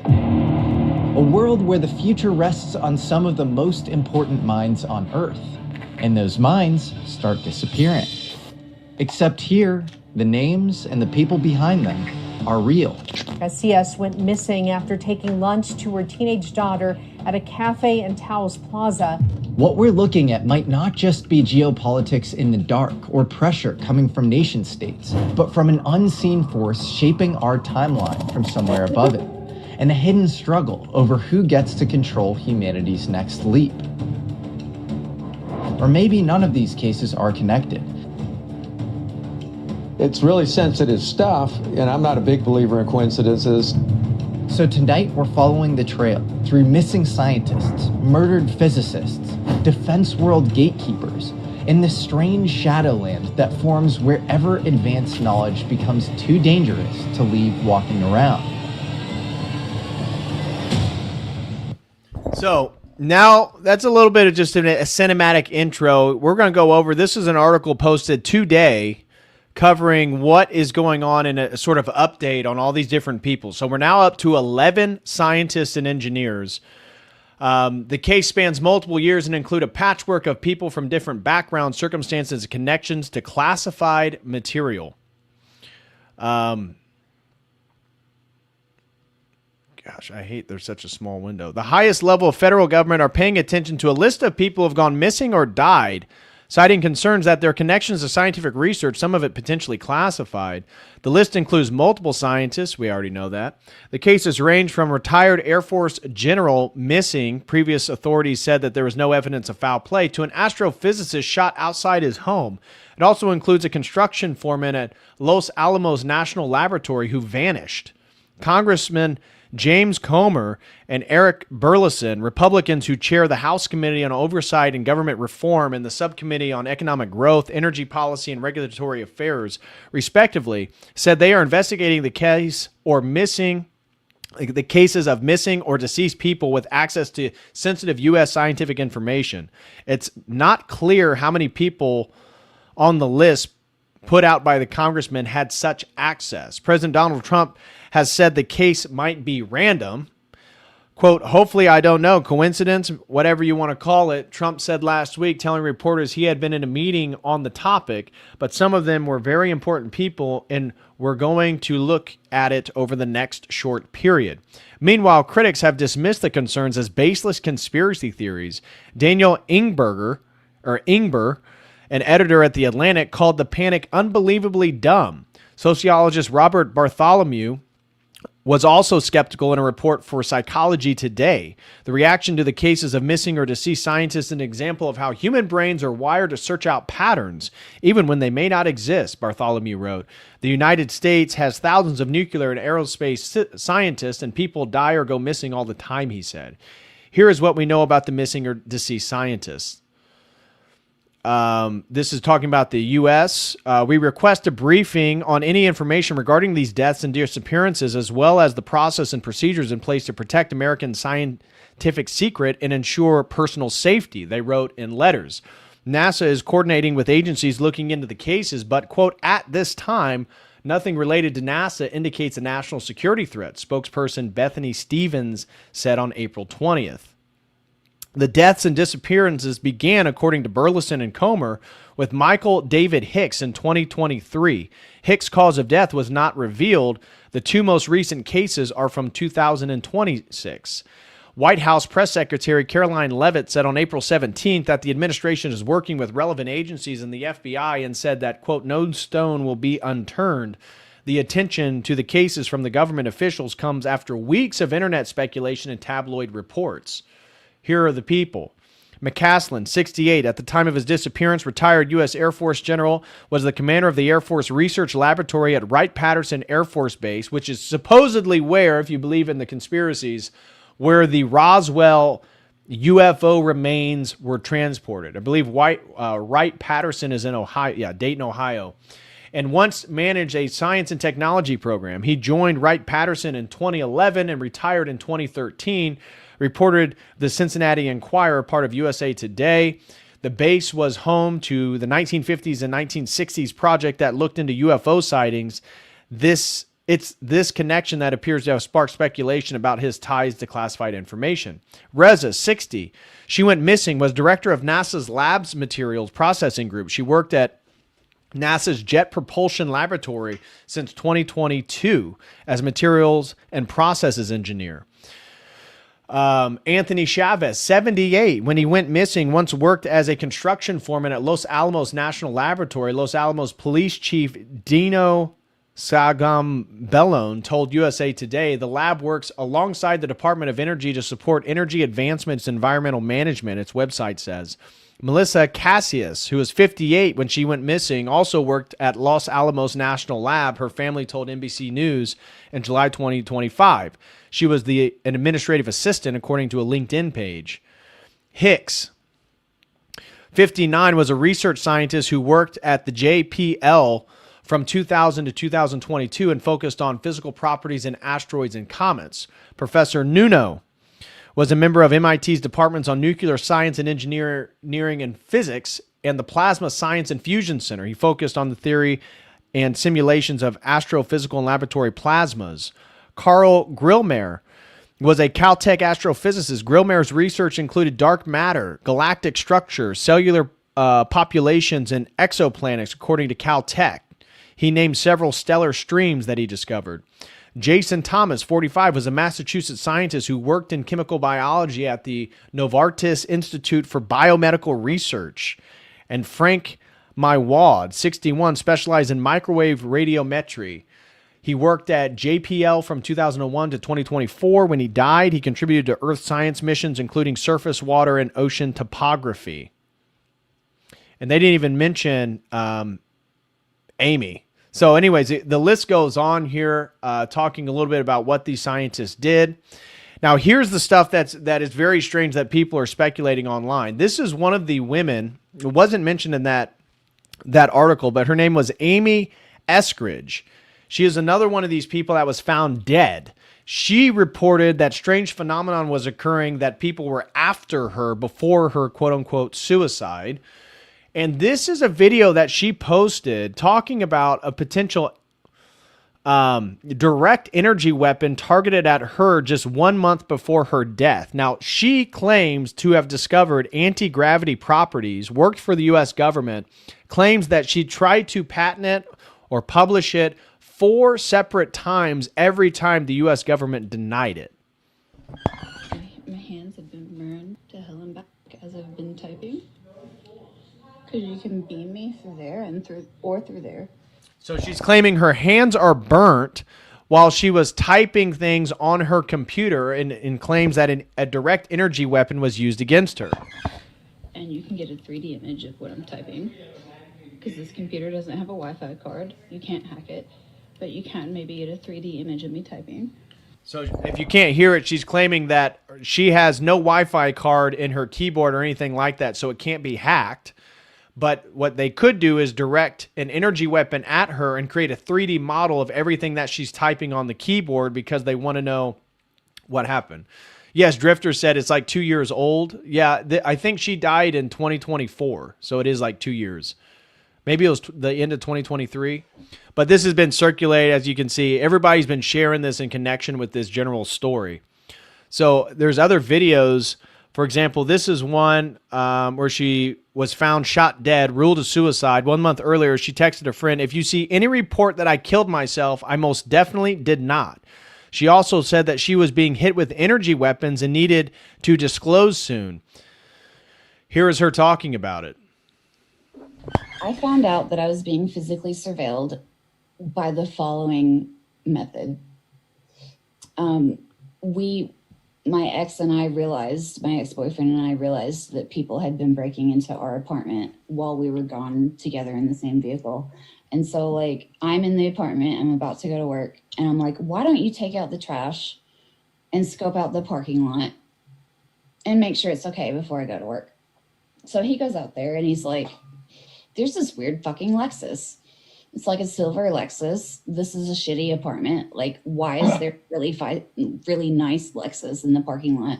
And it has tinted windows that are not street legal. Like, just totally dark, totally black tinted windows that are not possibly street legal. And so he comes back in and we're standing in our bedroom window looking at the Lexus and talking about it. And I say out loud, maybe we should walk over there later and take a picture of the license plate. Because the Lexus is across the parking lot from us, but it's backed in, so you can't see the license plate. Within 2 minutes of me saying, hey, we should walk over there later and take a picture of the license plate, we were still standing there at the window looking at it, talking about it. And an Eastern European looking motherfucker with a black beanie, dressed all in black, in his 50s or 60s, walked out of the apartment directly across from ours holding a license plate. And he opened the trunk of the Lexus and he took out some tools and he changed the license plate right in front of our fucking faces. And then he walked back to his apartment and he put the old license plate on the front patio and went inside, left it outside. And it was literally like, come get the license plate. I have more. I have more where this came from. Come get the license plate. And then after that, the Lexus started tailing me. And every time I saw the Lexus, it had a different license plate. It would be like Alabama plates, a different state plate. It would be random dealer plates, none of which were local. Just like cardboard temporary dealer plates, none of which were any local dealers. Every time I saw it, it was different plates. It would follow me to the gas station to go get beer. I would go get beer at the gas station and that Lexus follows me. And even my ex called an Uber once. He called an Uber. The Lexus pulled out from the spot across the parking lot from our apartment, drove over to our apartment and said, hey, I'm your Uber here to pick you up. The license matched in the Uber app, but they didn't have an Uber sticker or a Lyft sticker. You can't drive Uber if you don't have an Uber sticker. Anyway, she keeps going on about the prevalence of that silver Lexus with tinted out with the multiple license plate. again, even this was shared recently by RT. This is her saying anti-gravity independently discovered 4 times and the government suppressed her work. It's been independently discovered 4 other times. He said it has been suppressed every single fucking time. And he said, I don't think they're going to suppress it this time. He said, I think you're in the clear. He said, they obviously know about you because I've had multiple, both protective and threatening interactions with various agency affiliations, whatever. He was like, if you haven't had a U.S. government agent come to you and say, stop, shut the fuck up, stop, shut the fuck up. If that hasn't happened, they're going to let you do it. They're waiting. There are SSP motherfuckers that are fucking twiddling their thumbs. Like, is Amy not going to publish soon? Gah, we've been influencing this bitch forever. Doesn't she know we want her to publish? Jesus. Like, there's multiple people doing that right now. Okay. Could she be mentally deranged? I don't know. I'm just sharing you what people are talking about. This was another one. Top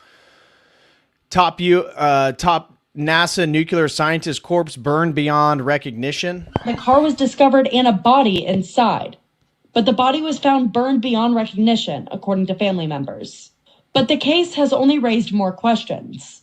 LeBlanc's phone, his personal belongings, and even his dog were all left behind in his Huntsville apartment. Family members say the detour and disappearance don't match anything Joshua had planned for that day, and now they believe he may have been abducted from his home. The car was discovered and a body inside, but the... And then, for those of you, I saw people already mentioning it, UFO expert David Wilcock learns his biographer, Win Free, passed away live on stream. So this is, I think, the day before or the day that...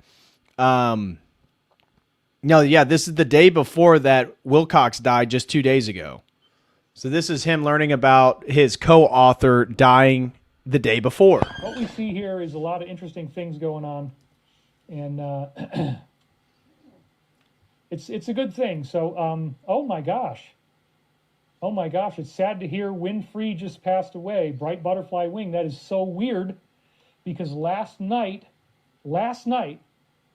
I was lying in bed and thinking, wouldn't it be sad if Winfrey passed away? He's the guy that wrote the Reincarnation of Edgar Casey book with me. Last night I had that thought. I am not kidding you, and now you're telling me this. Lotus Girl says, I can't listen to your comedy. Well, sorry. Everybody really likes it. So anyways, David Wilcock, there was apparently messages that he sent to people a few months ago claiming that he was not suicidal. He had no intention of killing himself. Police called a home of prominent UFO and extraterrestrial life researcher David Wilcock. Rumors spread online of possible suicide. So very interesting little piece. You could find more. Again, I was never a big follower of David Wilcock. Kind of found him a bit of a strange fellow. Didn't believe in a lot of his new age. He kind of had a new age Christ consciousness worldview. Some of the stuff I thought I may agree with, but generally speaking, I never watched David Wilcock. But it is strange, though, that he apparently committed suicide 2 days ago.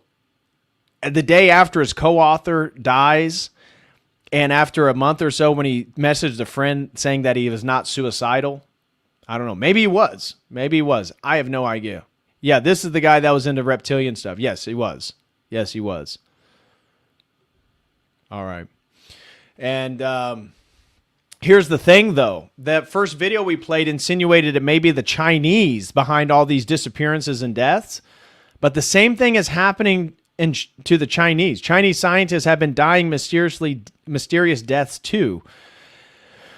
The star of China's booming artificial intelligence defense sector had been working on Taiwan invasion scenarios until he died in an unexplained car crash in the early hours of the morning in Beijing, aged only 38. Many questions remain over the July 1st, 2023 death of Feng Yanghe, a professor at the National University of Defense Technology who had won national competitions with his pioneering War Skull platform. Gosh dang it. Yet in the U.S., Feng's death was just one of many unexpected deaths of top-flight scientists working in ultra-sensitive fields such as U.S. military, AI, hypersonic weapons, and space defense, according to reports in Chinese and overseas Chinese media. The phenomenon mirrors the disappearance or deaths among American scientists that is now being investigated by Washington. In the U.S., there have been 11 cases. In China, at least 9. Huh. So is this like a secret battle between China and the West to try to take out top scientists from each nation? I'm not sure, but it was interesting nonetheless. We're probably going to skip some of this information. Just wanted to share quickly that The Onion has officially taken over, or at least it's reportedly official. Alex Jones actually came out against it, but the sale of Infowars, it's apparently, according to mainstream media, has actually occurred. Here is Jones talking about the ending of Infowars. And again, imagine that. Imagine all the hours, all the time, all the programs that Alex Jones has done for Infowars, and now it's coming to an end. So it's Monday evening, and in the last few hours, I saw headlines everywhere, trending top of X, that, well, The Onion is to take over Infowars again and make it a satirical website. They've won it. They own it. A year and a half ago, they announced they owned it. Remember, it was a fraud. There had been no bankruptcy auction. It was all a lie. This time, there's not even been a court hearing. But backed by Bloomberg and the Democrats, Ben Collins, the former MSNBC censorship czar, has just announced that they're moving in May 1st. And it's all through a Texas state judge that ran the show trial a few years ago against me, with HBO, fully produced show trial, that she's just saying it's yours even though it's still on appeal, and legally you can't do that.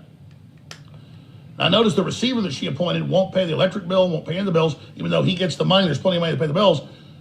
So they're already like suffocating us. And you see the headline on X and everywhere else that, yep, it's theirs. So if there's any justice, they're going to get in big trouble for this. We're going to file a whole bunch of actions against it. It's just absolutely outrageous that in the year 2026, this type of crap goes on. But President Trump, through Todd Blanche, the Democrat Party lawyer, deputy head of the AG then, now the DOJ head, killed Ed Martin's investigation into their operations, their fake auctions, the DOJ funding the fake lawsuits against me. They have all the documents. They killed that 6 months ago. I didn't blame Trump for that. But I do now blame Trump for coming out and openly endorsing their lawsuits and saying I deserve it. It was the very same law firms that sued him, Paul Weiss, that are running all of this. That's what represents the Onion turds. So Trump has now openly joined forces with the Democrat Party to shut down Infowars. And it's just beyond disgusting. Absolutely blows me away. Which shows you that there is a alliance amongst the political elite to sort of ostracize anybody that's deemed outside the boundaries of their respectable parties, right? So for Trump, for the GOP, if you don't agree with everything that Trump says, just like Marjorie Taylor Greene, just like Joe Kent, just like Tucker Carlson, just like Alex Jones, anybody who's somewhat of a truth teller, if you just step out of line with Trump's opinions, with his doings, you're now attacked by both the GOP and the DNC. It's the same operatives. I mean, and I think we already knew this, but I just feel really bad for Alex. I feel really bad for Alex. All the time, all the effort that was donated or devoted towards Infowars, for it to all be gone now. So God bless him. I'm going to make sure he's in my prayers tonight, and that I'm sure the Infowars will continue forward. I've met Harrison Smith, really nice guy. I like Harrison Smith personally. Never met Alex Jones, but he does follow me on X. And so, yeah, I hope that whatever they're able to manage going forward, that it's just as successful as Infowars ever was. And I'm sure it will be. I mean, it's the Streisand effect. It's going to force it to be. So smash that like, guys. We are now going to get into the unknown history of Ukraine. This is a section that I've been wanting to do. I was thinking about making a single off video specifically on this topic, but I think I'm just going to incorporate it in the Logos news stream. So smash that like. We got 11 more super chats here on YouTube to reach our 30 super chat goal. So please, if you appreciate my content, you appreciate the effort put forth to do these regularly, support my work, I'd greatly appreciate it. Over on Streamlabs, David J throws in $5, says, theory, Israel is another divide and rule instrument to keep the attention from the Jays who really run the world. Merit? Possibly. I would imagine that the Jays, again, it's not just the Jays who run the world. It's the people who have sold their soul to Satan, which is not any one particular ethnicity. It just so happens that Judaism theologically tends to line up most closely as an institution. But it is a sort of divide and conquer, but it's really a sort of outing. I think what's happening with the Overton window is they're allowing us to out ourselves as anti-Israel or whatnot so that we can then be attacked. That's what I think is going to happen. Okay. So, next section here, I'm excited to talk to you guys a little bit about this. So, I've been wanting to put a video together talking to you guys about why Ukraine is so important. Previously, and I'm getting ready to show it to you guys again, there's been rabbis in Israel talking about the importance of Ukraine to their historical identity and as an option into the future, and he've even described it as a potential promised land for the Jews. And to the average person, they would question, what the heck does Ukraine have to do with the Jewish people? I don't understand the connection there. Why such an alliance with the Ukrainian territory? Why do they want to be in Ukraine so bad? Well, let me make the case about what is actually Ukraine is about and what's really going on. So, we already know with the Iran war, the American establishment, that there is an immense alliance with Zionism, both non-Jews and Jews. The Trump administration is explicitly pro-Zionist to the point in which it now appears that Netanyahu is basically running the United States through blackmail on Trump. I'm sure that's a exaggeration, but there's something going on that seems off. Here's just a little interesting point here. Every single prime minister of Israel was born in either Ukraine or Poland, or their parents were from Ukraine or Poland, except for one being from Belarus. Now, if you're familiar with where Poland, Ukraine, and Belarus are, they're all right next to each other in Eastern Europe. And so let's move forward here. Zelensky has made anti-Semitism a criminal offense with penalties ranging from fines up to 8 years in prison, depending on severity. Of course, that's the most urgent matter when you're at war. This is according to Times of Israel. Now, why would that be such an importance in Ukraine? Does Ukraine really have that high of a Jewish population? Well, it's going to. It's going to return back to pre-World War I levels. Now, also tied with Ukraine is that they're an Orthodox nation, and something we've been speaking out about is the fact that even amongst the hierarchs within the Orthodox Church, there are some that are sympathizing with Western efforts to actually persecute the historical Orthodox Church. Zelensky, as soon as the war was kicked off in 2022, what did we see? A sort of persecution and a retaking of monasteries, of churches by the Ukrainian military, to the point in which Metropolitan Onufry was forced to flee Ukraine. And then last year, Zelensky revoked Metropolitan Onufry's citizenship to Ukraine so that he could never come back. And it's all tied with an attempt to create a pro-Western, NATO, CIA influenced and controlled Orthodox Church in Ukraine. And so they created the Orthodox Church of Ukraine, the OCU. That is the fake one. The real one is the Ukrainian Orthodox Church. the UOC. That one, Zelensky, has labeled basically a terrorist organization, claiming that it takes orders from Moscow and the Kremlin directly. Okay, all of that, connect all of that. And we've talked about the real threat to religious freedom in Ukraine. These are multiple articles talking about the immense persecution that's going on of Orthodox Christians in Ukraine and their churches and the faithful and these fake jurisdictions that they're establishing.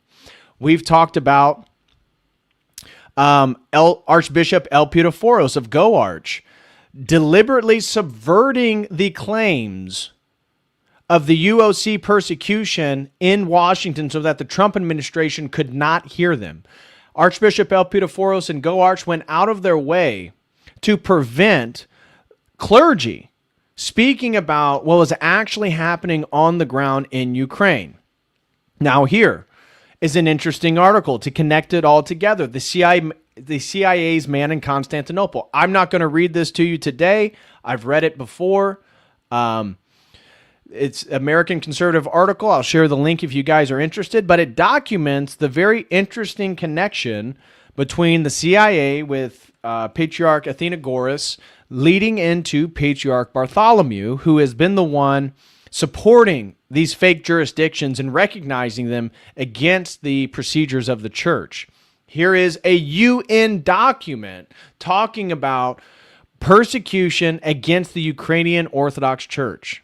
Now, we've already highlighted the IDF smashing the face of Jesus. We've already highlighted the Israelis spitting on Christians in the Holy Land, the desecration of churches, using them as bathrooms.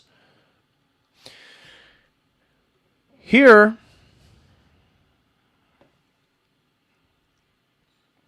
is from an interview we covered, what was it, a year ago? February in 2025. This gentleman, who is a Jewish lawyer who represents the claims in the United States of the Ukrainian Orthodox Church. So he is actually the defense attorney, of, I don't know, defense. I don't know if they are indicted for a crime or anything, but he is the legal representative of the Ukrainian Orthodox Church in the United States. And this is what he has to say regarding this whole situation. Do you know who the State Department worked on this op to create a fake church? Yes. It dates back to 2014. We believe it began with Victoria Nuland,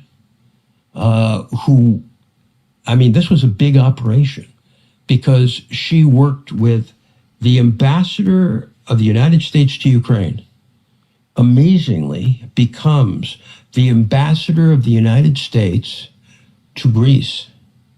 And it is, in fact, the patriarch of the Constantinople church that becomes the one who engineers basically the destruction of our church by taking canonical control away from Moscow and taking it to himself, violating a treaty from the 17th century.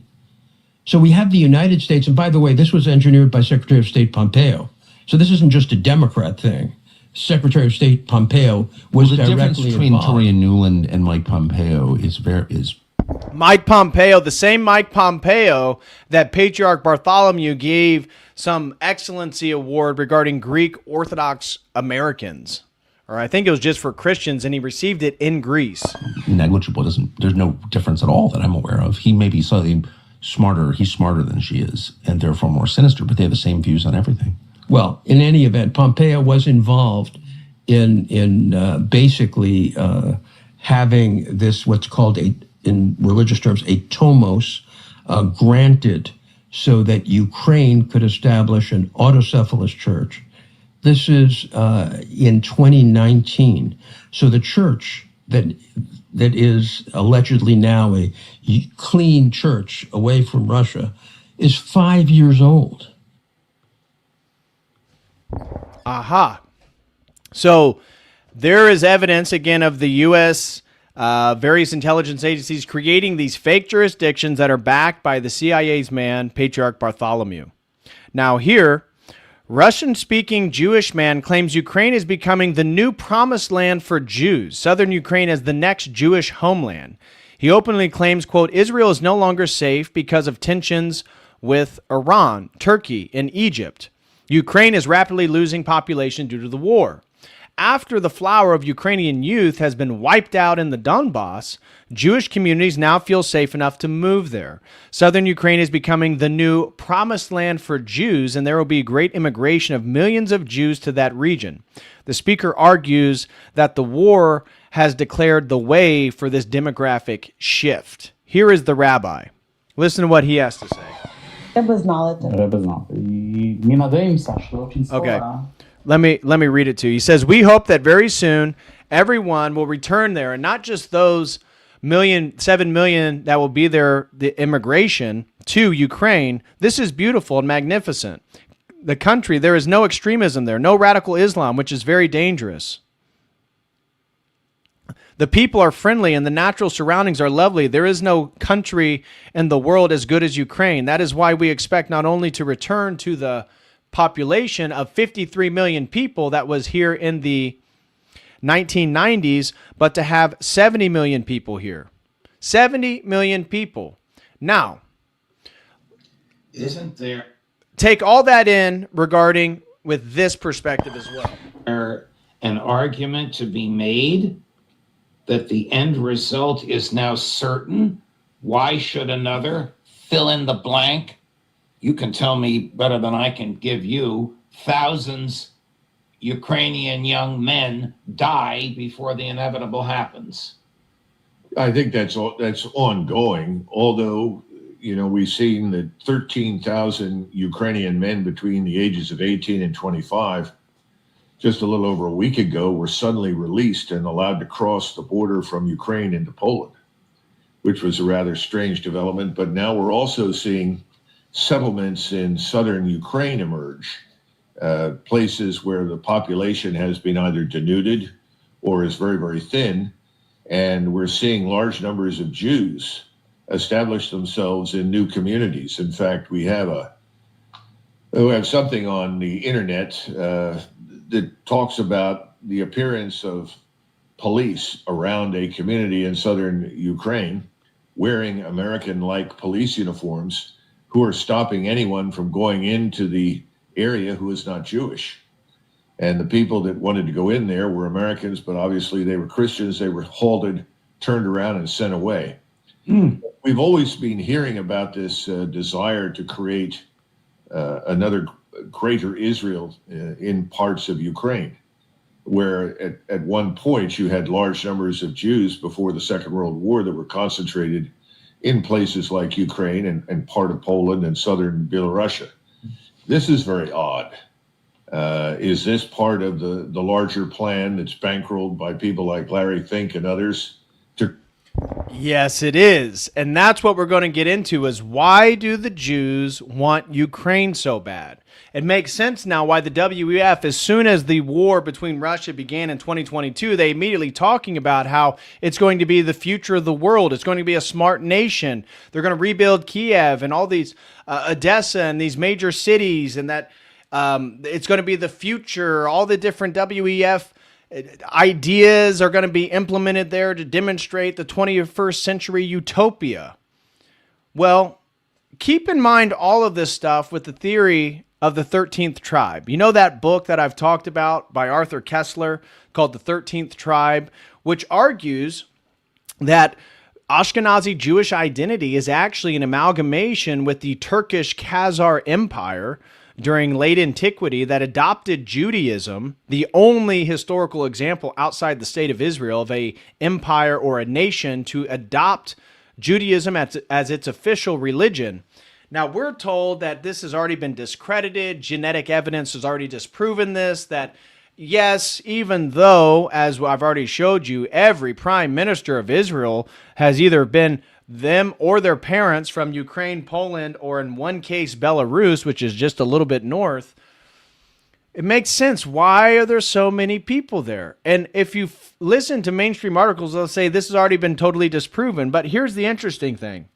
The one article that this whole theory has actual scientific evidence is this study, The Missing Link of Jewish European Ancestry, contrasting the Rhineland and the Khazarian hypothesis. And what does it do? Well, it ends up demonstrating that many of the Ashkenazi Jews, yes, they had European genetic ancestry, but they had more Khazar, more Turkish, more Caucasus ancestry than expected.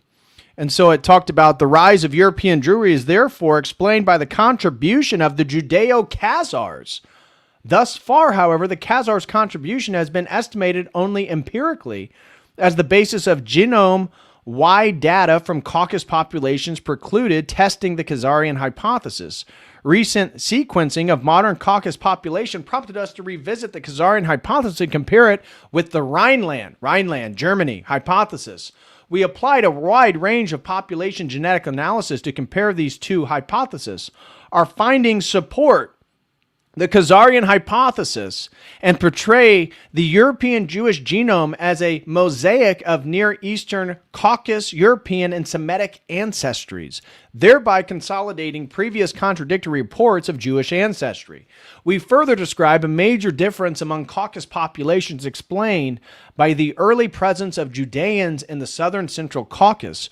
Our result have important implications for the demographic focus that shaped the genetic diversity in the Caucasus and for medical studies. Now, this particular study, you'll find all these other studies debunking this myth. Now, this is the one study, and this was before all the ones that began to try to debunk it.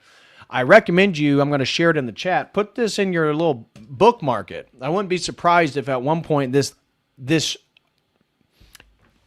study suddenly goes missing and you aren't able to find it. You have to go on the Wayback Machine to get it. So here is how all of this is connected.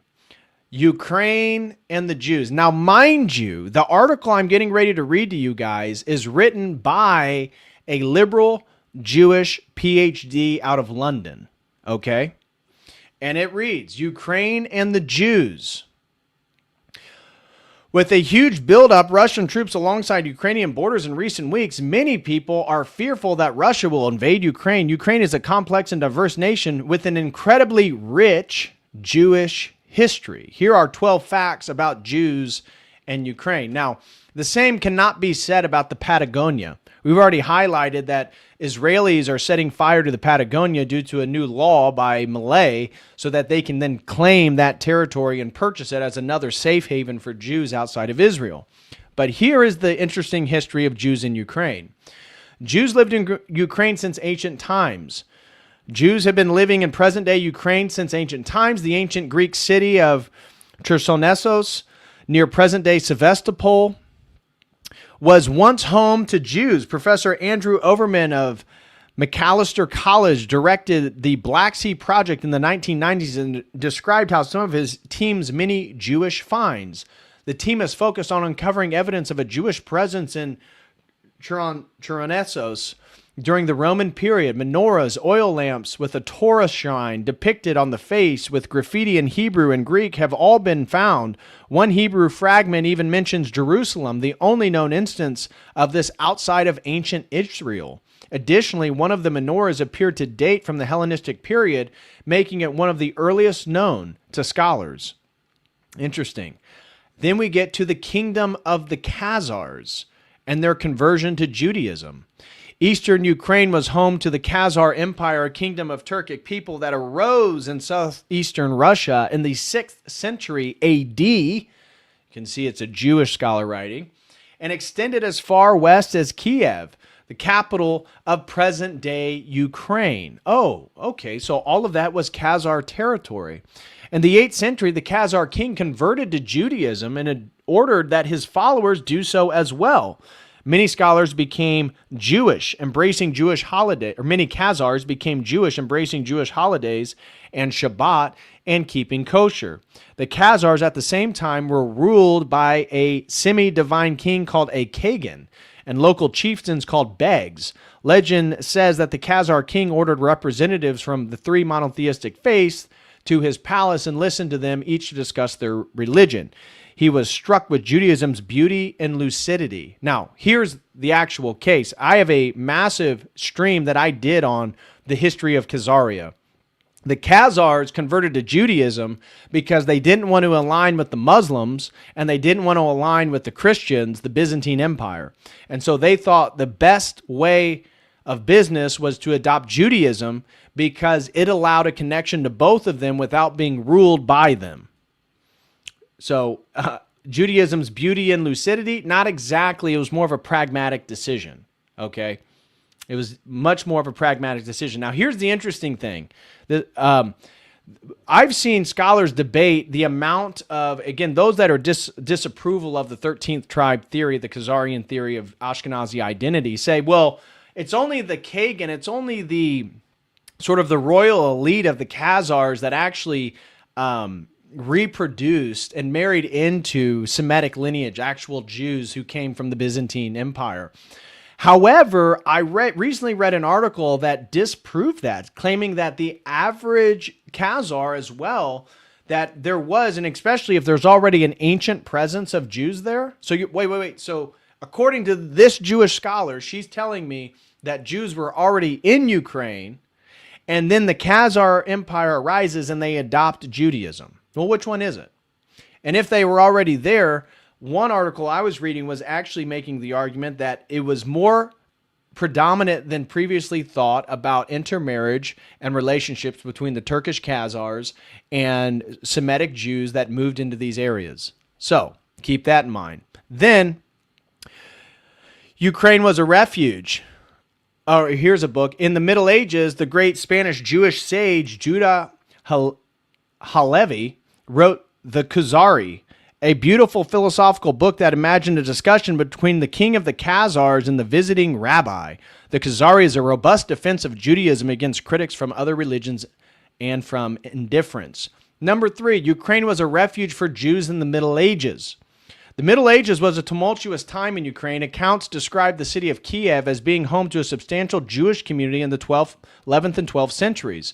There were 2 heavily Jewish suburbs of the city, and one entryway into Kiev city walls that was known as the Jewish Gate.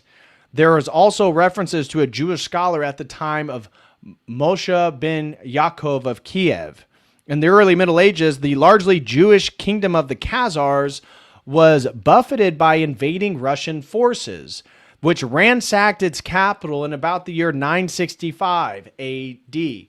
The end of the Khazar kingdom came in the 1200s when Mongol tribes invaded much of present-day Ukraine and Poland, causing huge devastation and loss of life. In order to build back its power and wealth, Poland invited new residents to move into its territories from the west, primarily from Germanic lands. Aha! Now, it's claiming they moved from the west, but based on what she just said, makes sense that they would move from the east. Jews settled throughout Poland, including the territories that form present-day Ukraine, most notably the region of Volhynia, which lies in the intersection of Poland, Belarus, and Ukraine. Oh, all of the places where the prime ministers of Israel are from. By the 1400s, up to 30,000 Jews were thought to be living in 60 different communities across Ukraine. Number 4, Ukrainians blame Jews for their landlord greed. Sounds like some things never change. Ukraine was an uneasy mix of different ethnic groups. Much of the farmland and industry in Ukraine was the property of Polish nobles who were Catholic. Peasants in Ukraine were a mix of Eastern Orthodox Ukrainians and a group known as the Cossacks, who lived primarily in the southern part of Ukraine in the far south.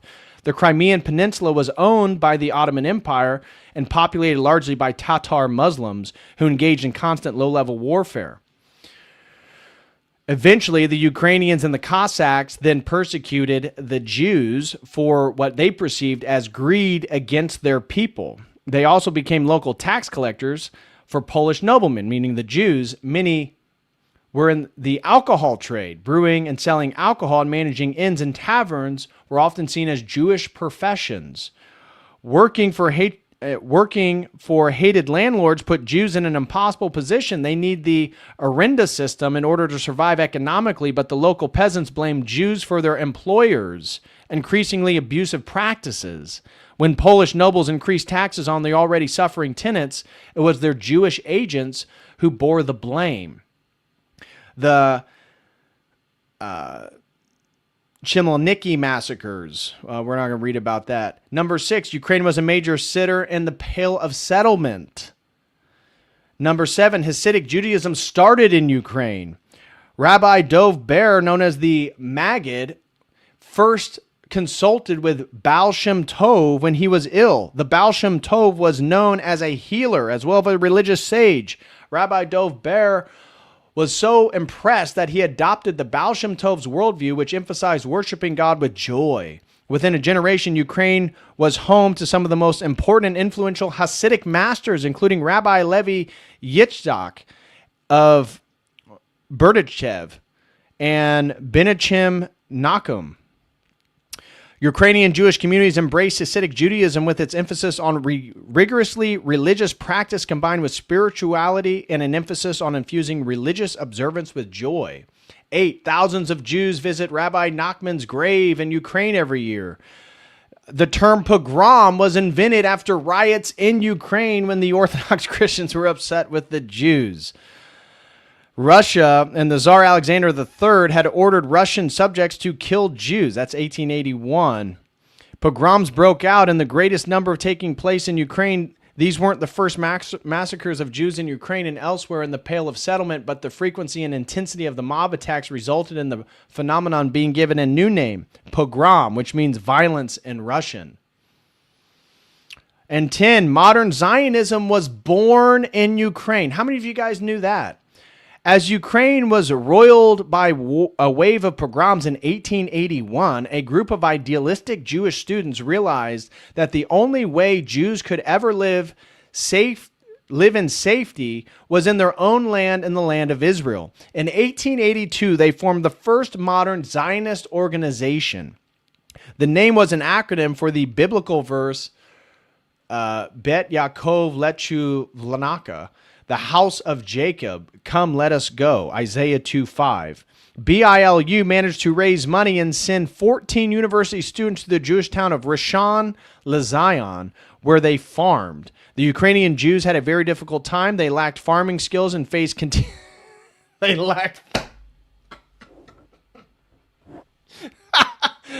went to go farm.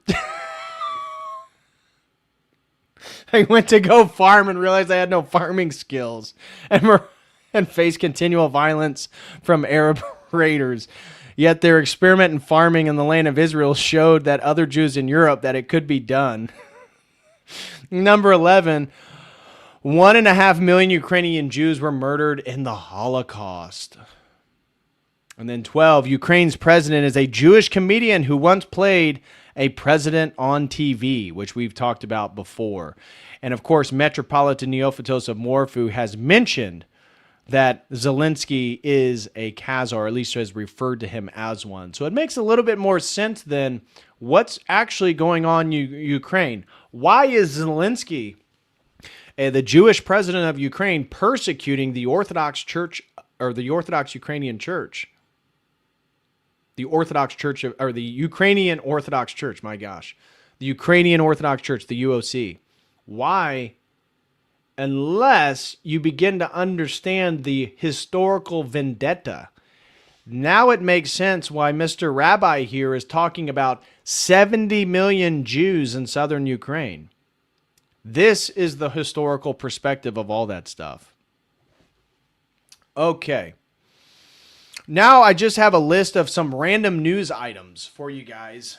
How many of you guys knew all that regarding Ukraine and Jewish history? It goes pretty deep. It's because they're still, it goes pretty deep. Most people have no idea when I've talked to about Khazars. Some people have heard about the Khazarian theory. When I say about Ukraine and its historical Jewish population, most people, what? There's a bunch of Jews from Ukraine? Oh, yeah, there are. Oh, yeah. So now, yeah, I know some of you didn't. Some of you did, but I think it's important for people to be aware of the historical perspective, because if we know anything about the Jews, is they never forget their historical animosities. Okay, we have 10 more super chats to reach our goal today, guys. So if you appreciate this content, if you would like to help out, if you have any questions or comments, you would like to tithe for the Church of the Eternal Logos, if you haven't sent in your monthly tithe yet, feel free to do so. Use YouTube or Dono Chat or Streamlabs, whichever one you guys prefer. We would like to get 10 more here on YouTube to reach our daily goal here for a stream. So feel free to send in any questions or comments. Here is the next news story I got for you guys. This is Rep. Troy Nehls, a Republican from Texas, stating that Trump is almost the second coming of Christ. I'm not kidding. He really actually says that. I do. I believe that Donald Trump is better than sliced bread. I think he's almost the second coming, in my humble opinion. I think he's done a fantastic job. He's got a very difficult job. Pope's got a tough job, got issues in the church. But Donald Trump has a very, very difficult job to do, the toughest job in the world, and the way he is performing and what he is doing to provide safety and security, not only for the people in this great country of ours, but for the entire world, the globe. He's changing the globe. He wants peace. He wants to keep the people safe, and he's just doing one hell of a job. And I don't know why would the Pope have any issues with what Donald Trump is doing right now. I think he's doing fantastic. This is who rules us, guys. Literal congressmen that believe that Donald Trump in 2026 showing signs of dementia, erratic behavior, contradicting himself multiple times in one day. Apparently, as we're going to get to, was locked out of the Situation Room by the military generals. I don't have total confirmation. Another story reportedly by Larry Johnson that General Kane prevented Trump from accessing the nuclear codes a few days ago, talking about potential using nuclear weapons against Iran. We don't know if that's totally true, but it was referenced. Apparently, Trump, to Rep. Troy Nehls, is indicative of the second coming of Christ. Here is a news story out of France. 24 confirms the report from the Wall Street Journal that Donald Trump was intentionally locked out of the Situation Room during a critical military operation in Iran. He was in such a volatile state, screaming at aides, that top generals restricted his access. Now, this isn't the first report claiming that Trump has been acting a bit erratically. We don't know. Again, unless you're there, you don't know. We get so much misinformation. But what we can know is his public posts, and those do seem to be erratic at times. There's also been reports that Trump was in fact intentionally excluded from the Situation Room during the recent critical operation in Iran to rescue US airmen there. According to the Wall Street Journal, Trump was in such a volatile state that, I quote, he spent hours screaming at aides in the West Wing. Military officials made the call to limit his access and update him only when needed on the phone. So whilst we don't have proof of verified nuclear strike intent, there does seem to be a gap here between the US president's rhetoric and the stance taken by his Joint Chiefs of Staff. And I think that's really what has fanned the flames of this story, Sharon. Again, this is reported by France. Some other, I think RT reported it. We don't know if it's totally true, but it is very interesting nonetheless. This is just cringe. This is just total cringe news right here. Javier Milei, the president of Argentina, the guy that has basically sold out Argentina to Israel, gave Israel their public water in Argentina, allowed the legislation to pass that if land was damaged by wildfire, that then Argentine nationalists could then purchase that land, of which it was immediately purchased by Israelis. Locals in Argentina claiming that Israeli-speaking Hebrew were out lighting the Patagonia on fire, causing one of the most massive wildfires. Interesting. Now, here's Milei in Israel. This is just yesterday. Absolutely making a fool of himself. literally dancing and singing for Netanyahu's amusement. I mean, I can't think how you could respect a leader of your country looking like this.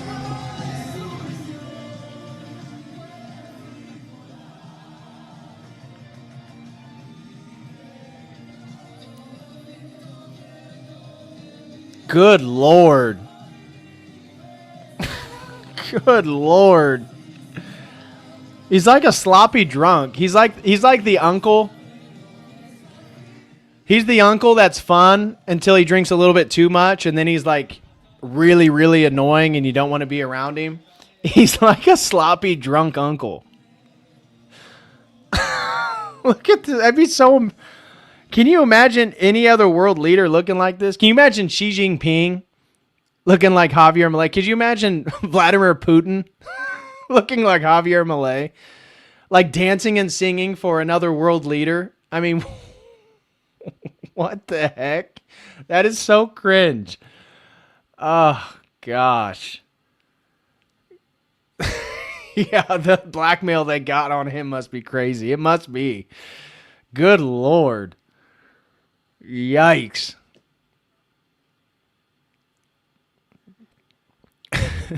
Yeah, you couldn't. VP does says you couldn't waterboard me into doing. No, I've never. I don't know if it's a flex or not, but I've never done karaoke in front of someone.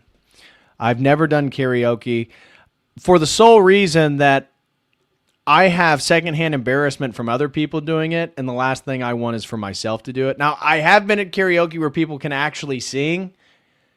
Okay, that's not embarrassing, but I've also seen in karaoke when people cannot sing at all, and I get such secondhand embarrassment from watching it. I have never, ever sang karaoke in front of anyone. He makes this clown show almost every month. I don't doubt it. I don't doubt it. Okay, next news story here is breaking. Israel has announced plans to host what is expected to be the largest LGBTQ festival ever held in the Middle East, which is set to take place at the Dead Sea in June 2026. Well, I can't think of a better place to hold an LGBTQ festival. That seems like very appropriate. The largest LGBTQ festival in the Middle East is held at the Dead Sea, because that's exactly what it is. It's a sea of dead people, dead souls participating in debauchery. So this is for the shining star of democracy in the Middle East. Go get your gay parade. You know, I don't know if you guys seen Donald Trump now saying stuff like this, like we got to protect the gays in Iran, that the IRGC is bad because they kill gay people.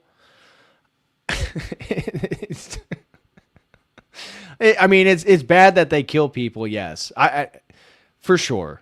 I mean, they shouldn't kill someone just because they're a homosexual. They should try to get them to repent, send them to conversion therapy. But Donald Trump using this as a Western flex when the majority of his base is about tired with the LGBTQ stuff.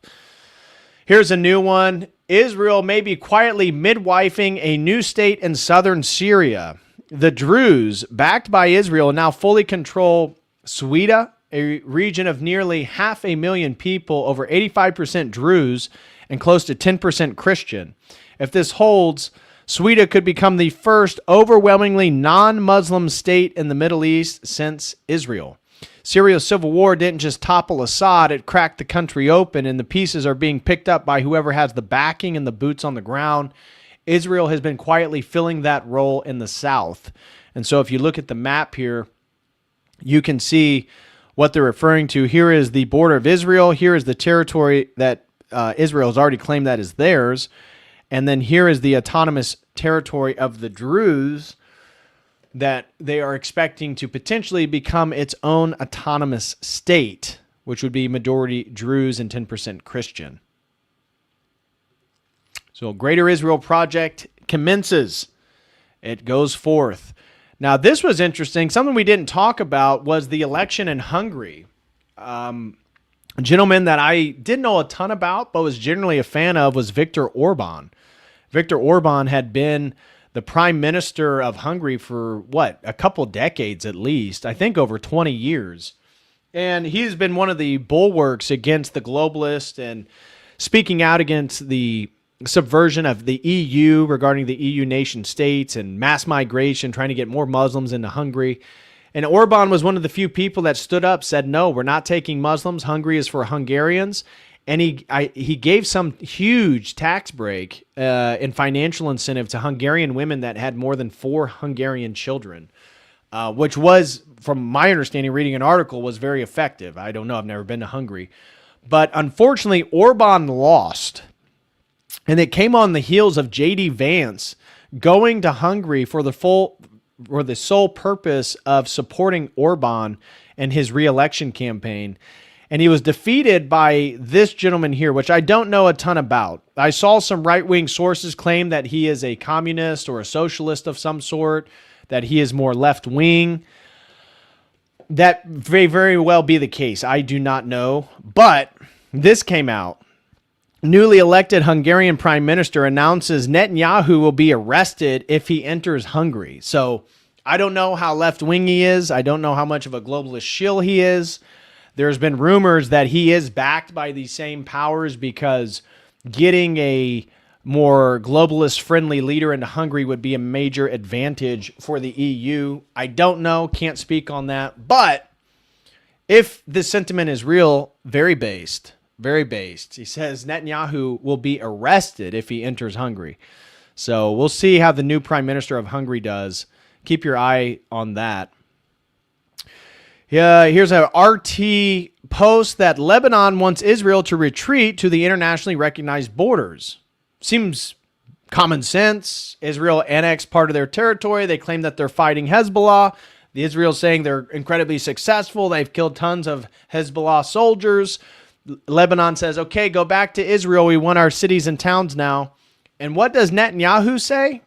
He says it's totally unacceptable.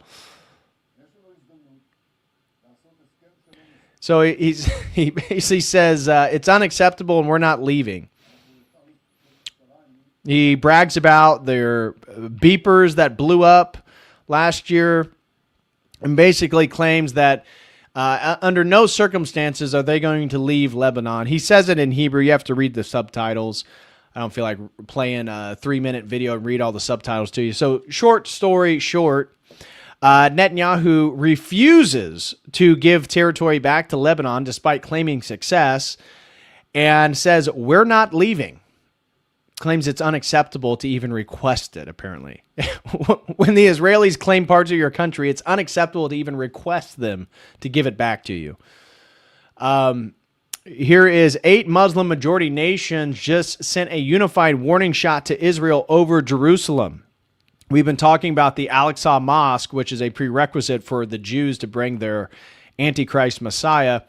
Turkey, Egypt, Indonesia, Jordan, Pakistan, Qatar, Saudi, and UAE released a joint statement condemning Israeli incursions into Al-Aqsa Mosque, settler raids under police escort, and Israeli flags being raised inside the compound.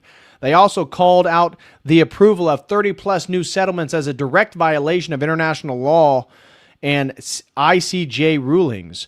The bloc reaffirmed Jordan's exclusive custodianship over the holy sites and rejected any move toward annexation or altering Jerusalem's status quo. So, something to keep your eye out on.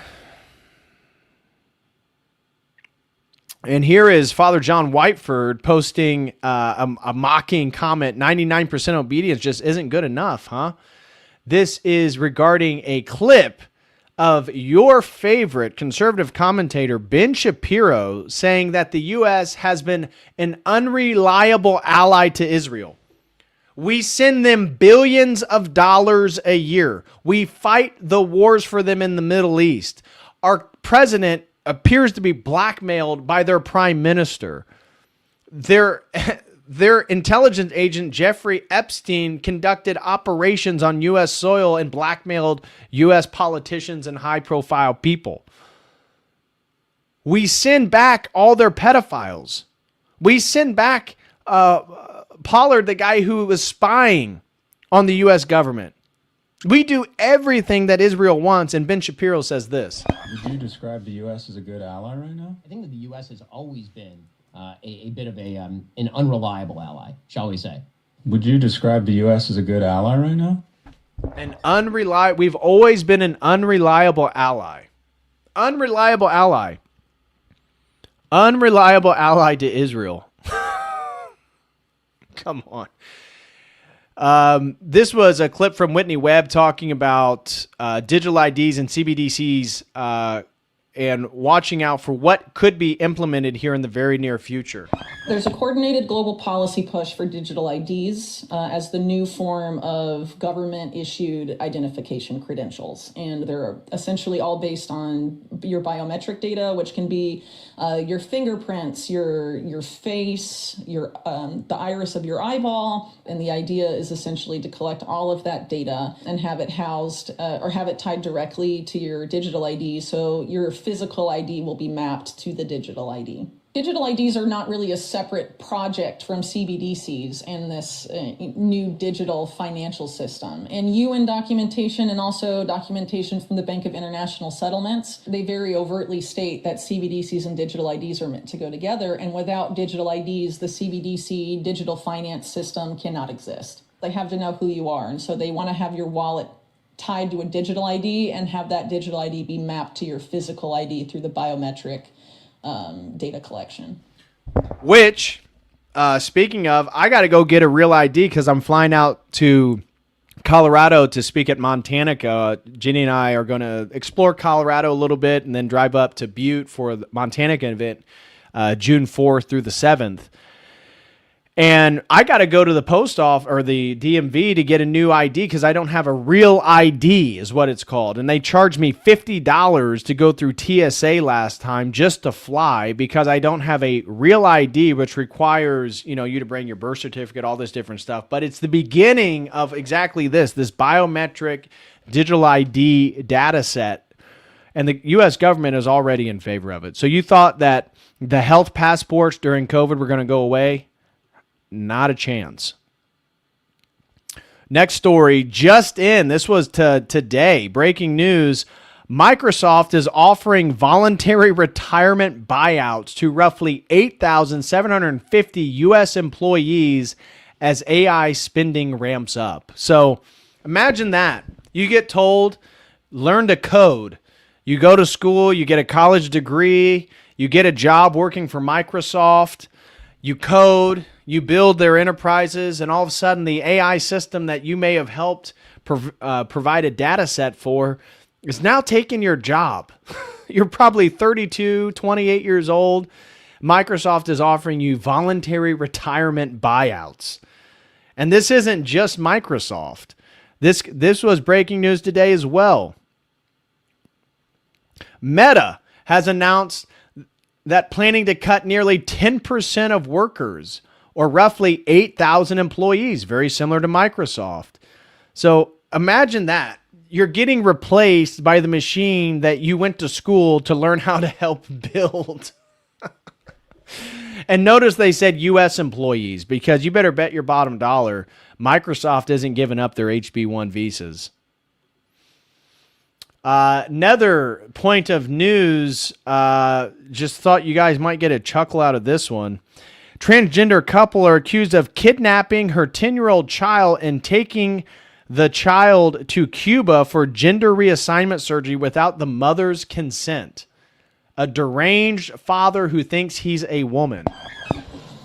So a wild and frankly disturbing story out of the state of Utah. A transgender woman and her partner are accused of kidnapping her child, allegedly to go take her to Cuba and get gender reassignment surgery. Madeline Rivera live in Washington with more on this. Maddie, what do we know? Hey, good morning, Bill. So the case prompted the Justice Department to send a government plane to Cuba to bring the 10-year-old child back to the U.S. Federal officials say the child's biological father, Rose Inessa Effington, who's now a transgender woman, and her partner took the 10-year-old for what was supposed to be a camping trip in Alberta, Canada late last month. But they never made it to their hotel or campground. Instead, after crossing the Canadian border, the couple allegedly flew from Vancouver to Mexico City. Then they took another flight from Mexico to Havana. All of this happening, by the way, without the knowledge and permission of the child's biological mother. Court documents don't state whether Rose and her partner were actually planning on getting the child gender-affirming surgery in Cuba, but the FBI says they found notes at the couple's home with instructions from a DC mental health therapist to, quote, send the therapist the $10,000 and instructions on gender-affirming medical care for children. Rose's partner had withdrawn that exact amount in late March, per the complaint. Family members of the 10-year-old boy say they were worried Rose had manipulated him to identify as a girl. Rose's brother tells the New York Times she had been pushing for the child to get transition surgery since he was 5 years old. This seemed to be clearly all be coming from Rose, Rose's brother says. It was heartbreaking and hard for me to see. Rose and her partner have been charged with federal international parental kidnapping laws. They'll face the remainder of their court case in Utah. Bill. Imagine that. The demon that possessed this man to probably cut off his own genitalia, acting out in a fit of rage, thinks he's going to help his 10-year-old son by forcing him to have the same deleterious effects that he has and be essentially mentally insane. Unbelievable. Unbelievable. I mean, these trans people are literally out of their mind. We already knew that because they think they can't even recognize what gender and sex they are. But it seems like every other day you're getting something of some type of crime and mental illness coming out of some trans person. It's insane. I mentioned this.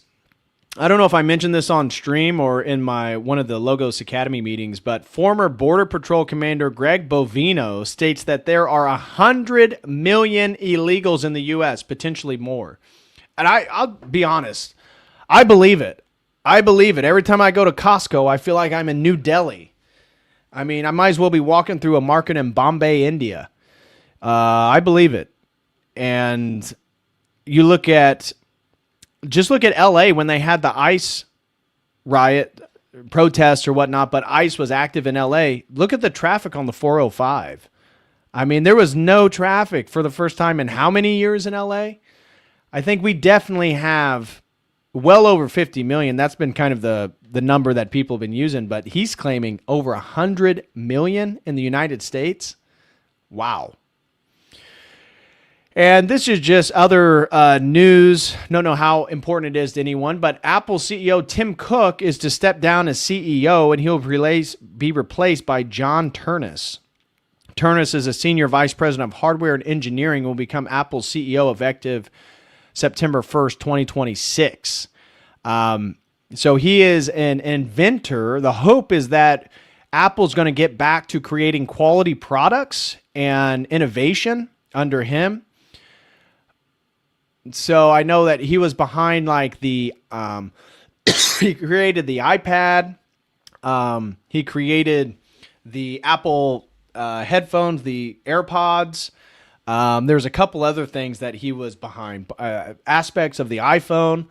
So he's going to become, and it is a white man, and I did not find that he was Jewish. Don't know if he is or not. I think he's a white European man who's an engineer and an inventor. So I don't know. I don't know if that's good news, bad news, whatever it may be. Here's some interesting little discussion from Belarus President Lukashenko. Says Donald Trump showed the world that the United States is not that powerful. If the Americans couldn't handle Iran, then they should not mess with China. They'll never be able to deal with that kind of power. It's like North Korea, Belarus, Iran, China, Russia, South Africa, Brazil, I could go on, where these countries become a formidable enough force to not defeat the West, but stand next to them as equals. Do you see that day coming? And is that part of what drives you? Well, you sound like God. God willing, that time will come. I hope such a time arrives. Based on the current situation and circumstances, it's hard for me to believe that this time will come. But despite some foolishness and some impulsiveness, Trump did a lot for this. Trump showed the whole world that your United States of America is not all-powerful. Нет a superpower. By its power, it is a superpower, but not a superforce. Everyone has understood this, and America's main enemy is China. If the Americans couldn't handle Iran, as I've said long ago, then they should not mess with China. They will never be able to deal with that kind of power. The US leadership understood that they are a superpower, but not a superforce. This understanding gives hope that once the Americans realize this, they will have to consider not only China and Russia. Russia is such a vast territory that they won't achieve anything with missiles. The missiles will run out faster than the territory of Russia. Iran has shown this too. I'm not even talking about the consequences. The Middle East, the global economy, and so on, they've suffered from this reckless adventure in Iran. I'm not going to discuss that. The facts are clear. They've shown that you Americans need to stop and understand that beyond US interests, Greenland, Cuba, Venezuela, Nicaragua, the Panama Canal, and other parts of the Western Hemisphere, there are countries with their own interests, even within your hemisphere. But Trump has done a lot. Bad things, as we understand, and you do too. But he's also revealed the true face of the United States and its capabilities to the world. They are not limitless. This situation may lead to Americans being forced to consider other interests, which means that a bright future isn't far off. And then I found a comment of Lukashenko, totally unrelated to Trump or the United States. He was giving a press conference on a massive fraud scandal that was uncovered due to corruption and stuff like that. And he says, 30 people are listed here. Forgive me, I'm not an anti-Semite, but more than half of them are Jews. Do they hold special privileged position here? That they steal and do not think about their future? Everyone is equal before the law. Jews, Belarusians, Ukrainians, Russians, and Poles alike. So I thought that was funny. He's looking at a list of names. He goes, geez, 30 of the names for corruption are all Jews. What's going on? And then this was today or yesterday. Not a single Michigan Democrat in the House Judiciary Committee voted for a bill that would ban sex offenders from working near child care facilities. Yes. Shooting. Yes. Carter. Pass. Hope. Pass. Green. Which, again, it's just a line of all these Democrats saying pass. Pretty disgusting. So, anyways, that's going to wrap up much of the news today. Not much more to get into. It's kind of been a slow news cycle. Let me catch up with all your guys' comments and questions. If you have anything you want to share or ask me, feel free. Akathis, been a Kotal Crew member for 5 months. Thank you so much. He says, where the shirts at, DPH? Give me a few more days. Next week, I'll have them up. As I said, I told you last time, maybe not this week, but within 2 weeks, I need another week. Give me another week. And I'll have a totally new store because I have to do a whole new store, new Printful store. So it's going to take a minute going through and creating all the graphics for everything. But I will have a brand new, and I want to order mine. So I need to get them up so I can order them and I can wear them to show you. So give me at least one more week. Next week I'll have them up, I promise. Jay Fool throws in 5, says, I'm so grateful for you and all the Orthodox family for doing what you do. Glory to God. Well, thank you so much, Jay Fool. I'm humbled that you feel that way and support the work. God bless you. The Repose app throws in 20, says, look forward to listening to this stream later. Thank you for your work, brother. Christ is risen. Truly he is risen. Thank you very much. Finally, someone sends in their tithe. Tallow Fries says tithe, throws in $5. Thank you, brother. You got to donate to the church. Nathaniel throws in 10, says interesting coincidence. Khazaria was conquered by Sviatoslav I, son of Saint Olga of Kiev and father of Saint Vladimir the Great. You think there might be some historic animosity there? Yeah. I think there's some historic animosity for sure. That was a good point. I should have brought that up. Oh, my brother, Wicked Wally. Wicked Wally, I hope you are doing well, my man. I hope you and the lady are doing well. God bless you. He says, I might sound crazy, buddy, but I'm starting to notice every single prime minister of a certain country has been part of a certain group all along. Yeah. Huh. What is that? I can't quite put my finger on it, but it feels like there's a trend or something there. What is that? Anyways, Wicked Wally, God bless you, man. I hope you're doing well. Miss you, man. And Edward Lowe throws in 2, says, what will the Russians do with the Ukrainian Jews? I don't know if they'll do much. As I said, 40% of Israel is Russian speaking. Russia does have the largest expat Jewish population in the world. I mean, there's like Russia, New York City, Eastern Europe. Those are like the hotbeds. So what will the Russians do to the Ukrainian? I don't know if they'll do anything, honestly. It's one of the topics that are difficult to really press down on is what is Putin's relationship to the Jews? It's very complicated. And he's said multiple things where he has great sympathy for them. He's talked about how Israel is almost a small Russian nation because of how many Russian Jews there are. So I don't expect anything for them to do. I do expect that I wouldn't be surprised. Don't be surprised if they do get up to 70 million Jews in southern Ukraine. Do not be surprised if that happens. They've already said that's their goal. Paisios of EO, been a Codal Crew member for 1 month. Thank you very much, my man. He says, when's the next Dimitri and Conrad collab? I always love the World War Now and David Patrick Carey collabs. Yeah, I love speaking with those guys. I guess once the next major thing drops regarding the Iran war, because there's not a whole lot for us to dive into at the moment. It's kind of been a stalemate for the last week and a half. So once there's some prominent news or orthodox news for us to dive into together, I would absolutely love to have them on. I love talking with those guys. I know the next sponsored stream is a deep dive into Kosovo. I've already been preparing for some of the research. One of the guys who's been a member for a minute ended up sponsoring a stream to look into Serbian persecution within Kosovo. So in that stream, I'm going to provide the whole historical understanding of that region, the emergence of Kosovo, the Serbian relations, what makes the Serbs unique, all this different stuff, and then look at particular instances of Serbian persecution in Kosovo. That is the next sponsored stream. I want to offer you guys to do another community-sponsored stream. Set up like a 50 super chat goal. If we hit it, you guys can pick another topic. I know some of you were talking about doing a Saint Vlad the Impaler stream, which I'd definitely be down for. I know someone mentioned a Emperor Basil II, the Bulgar slayer of the Byzantine Empire.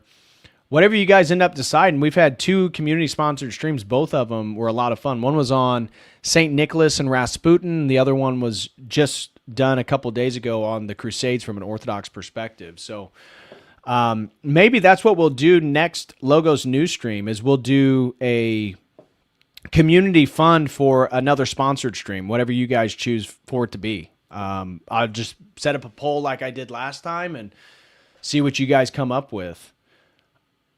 Let me just check the Dono chat and Streamlabs, make sure I didn't miss anything before I get out of here. No, looks like we're up to speed.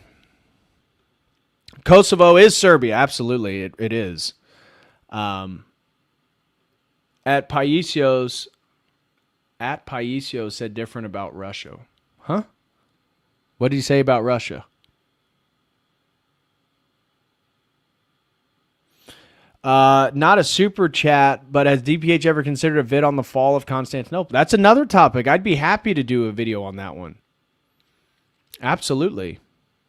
Paisios of EO throws in 5, says, hey, David, what is a holy man that you wish was canonized?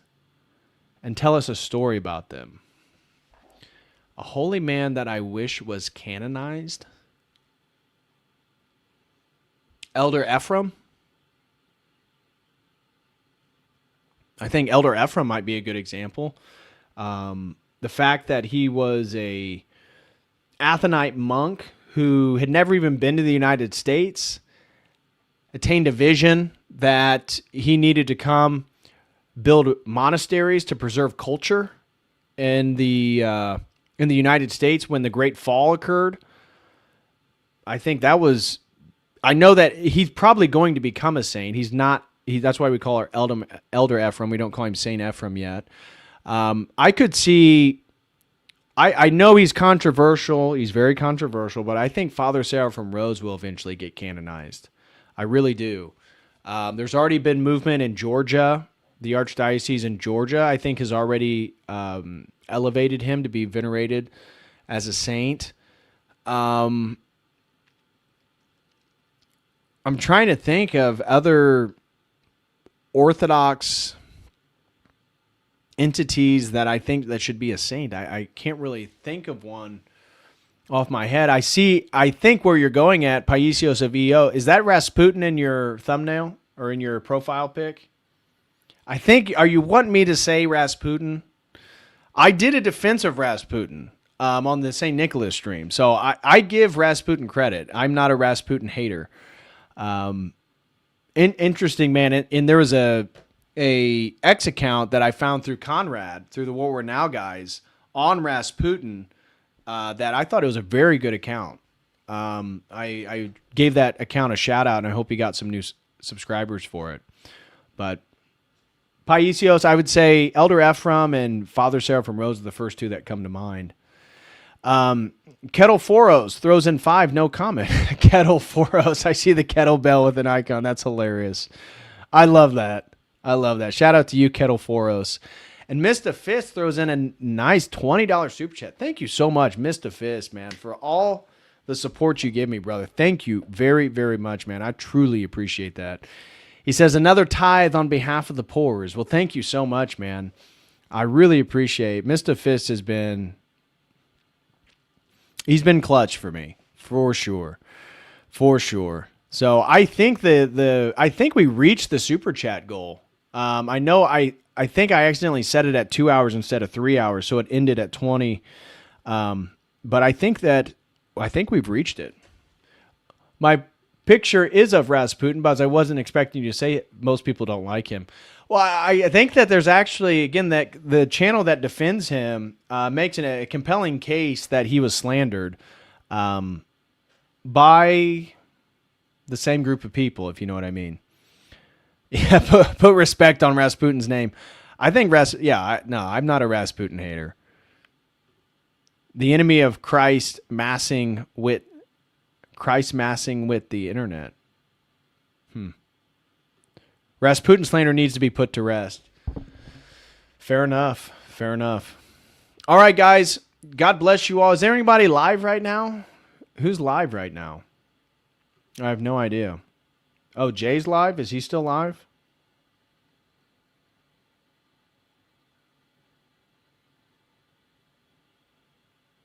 No. Okay, no, they're not live. Michael said, recently canonized Anastasios Gordillo's book on Muhammad and Against the Latins would give great insight on Chrislam. Ever considered covering it as a commentary on Revelation? No, I've never heard of it. On Muhammad and Against the Latins. I've never even heard of it.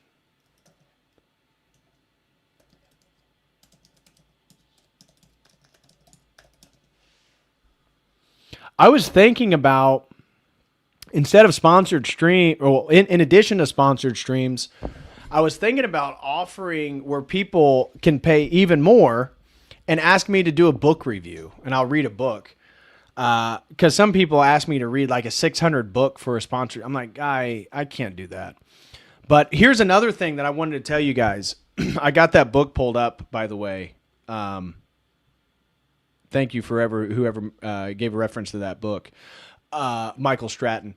You guys know my buddy Jose Miguel. He often joins on some of the open panels. Really, really great guy. he mentioned to me today, so he's out, he's beginning to venture out. He's now has a Substack. He's writing articles regularly. Great content as always. Jose, so insightful.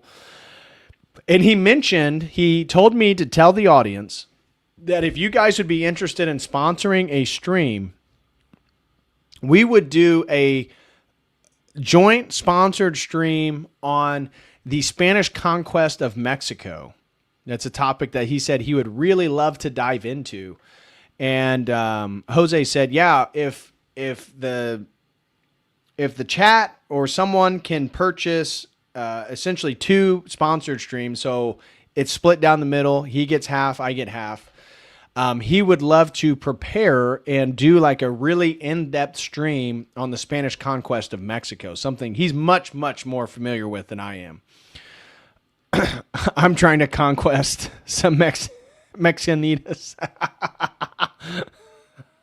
Space Lord, God bless you, man. I hope your colonization goes well.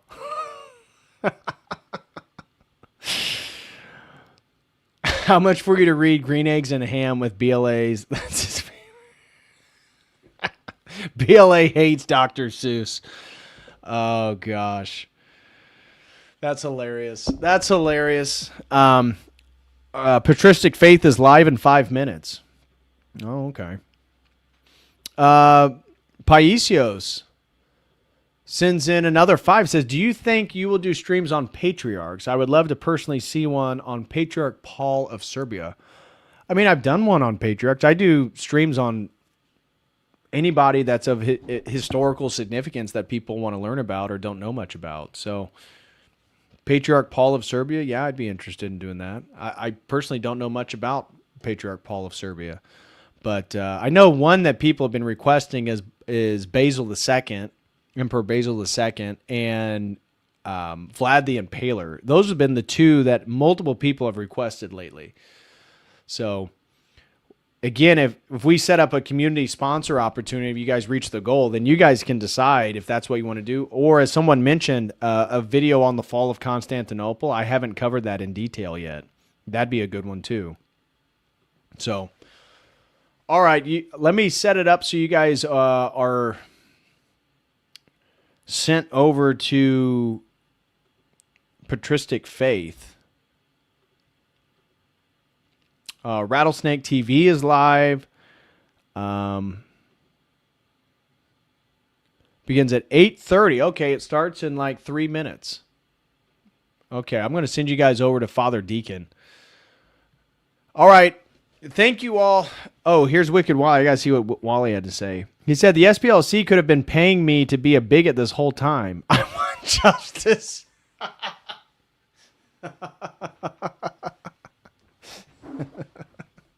Fair enough. Fair enough. Fair enough. Love you, Wally. Anyways, God bless you all. Thank you all so much for being here. And I will be back with another stream, potentially Sunday or definitely Monday, if not Sunday. So I will see you guys then. As always, until then, God bless.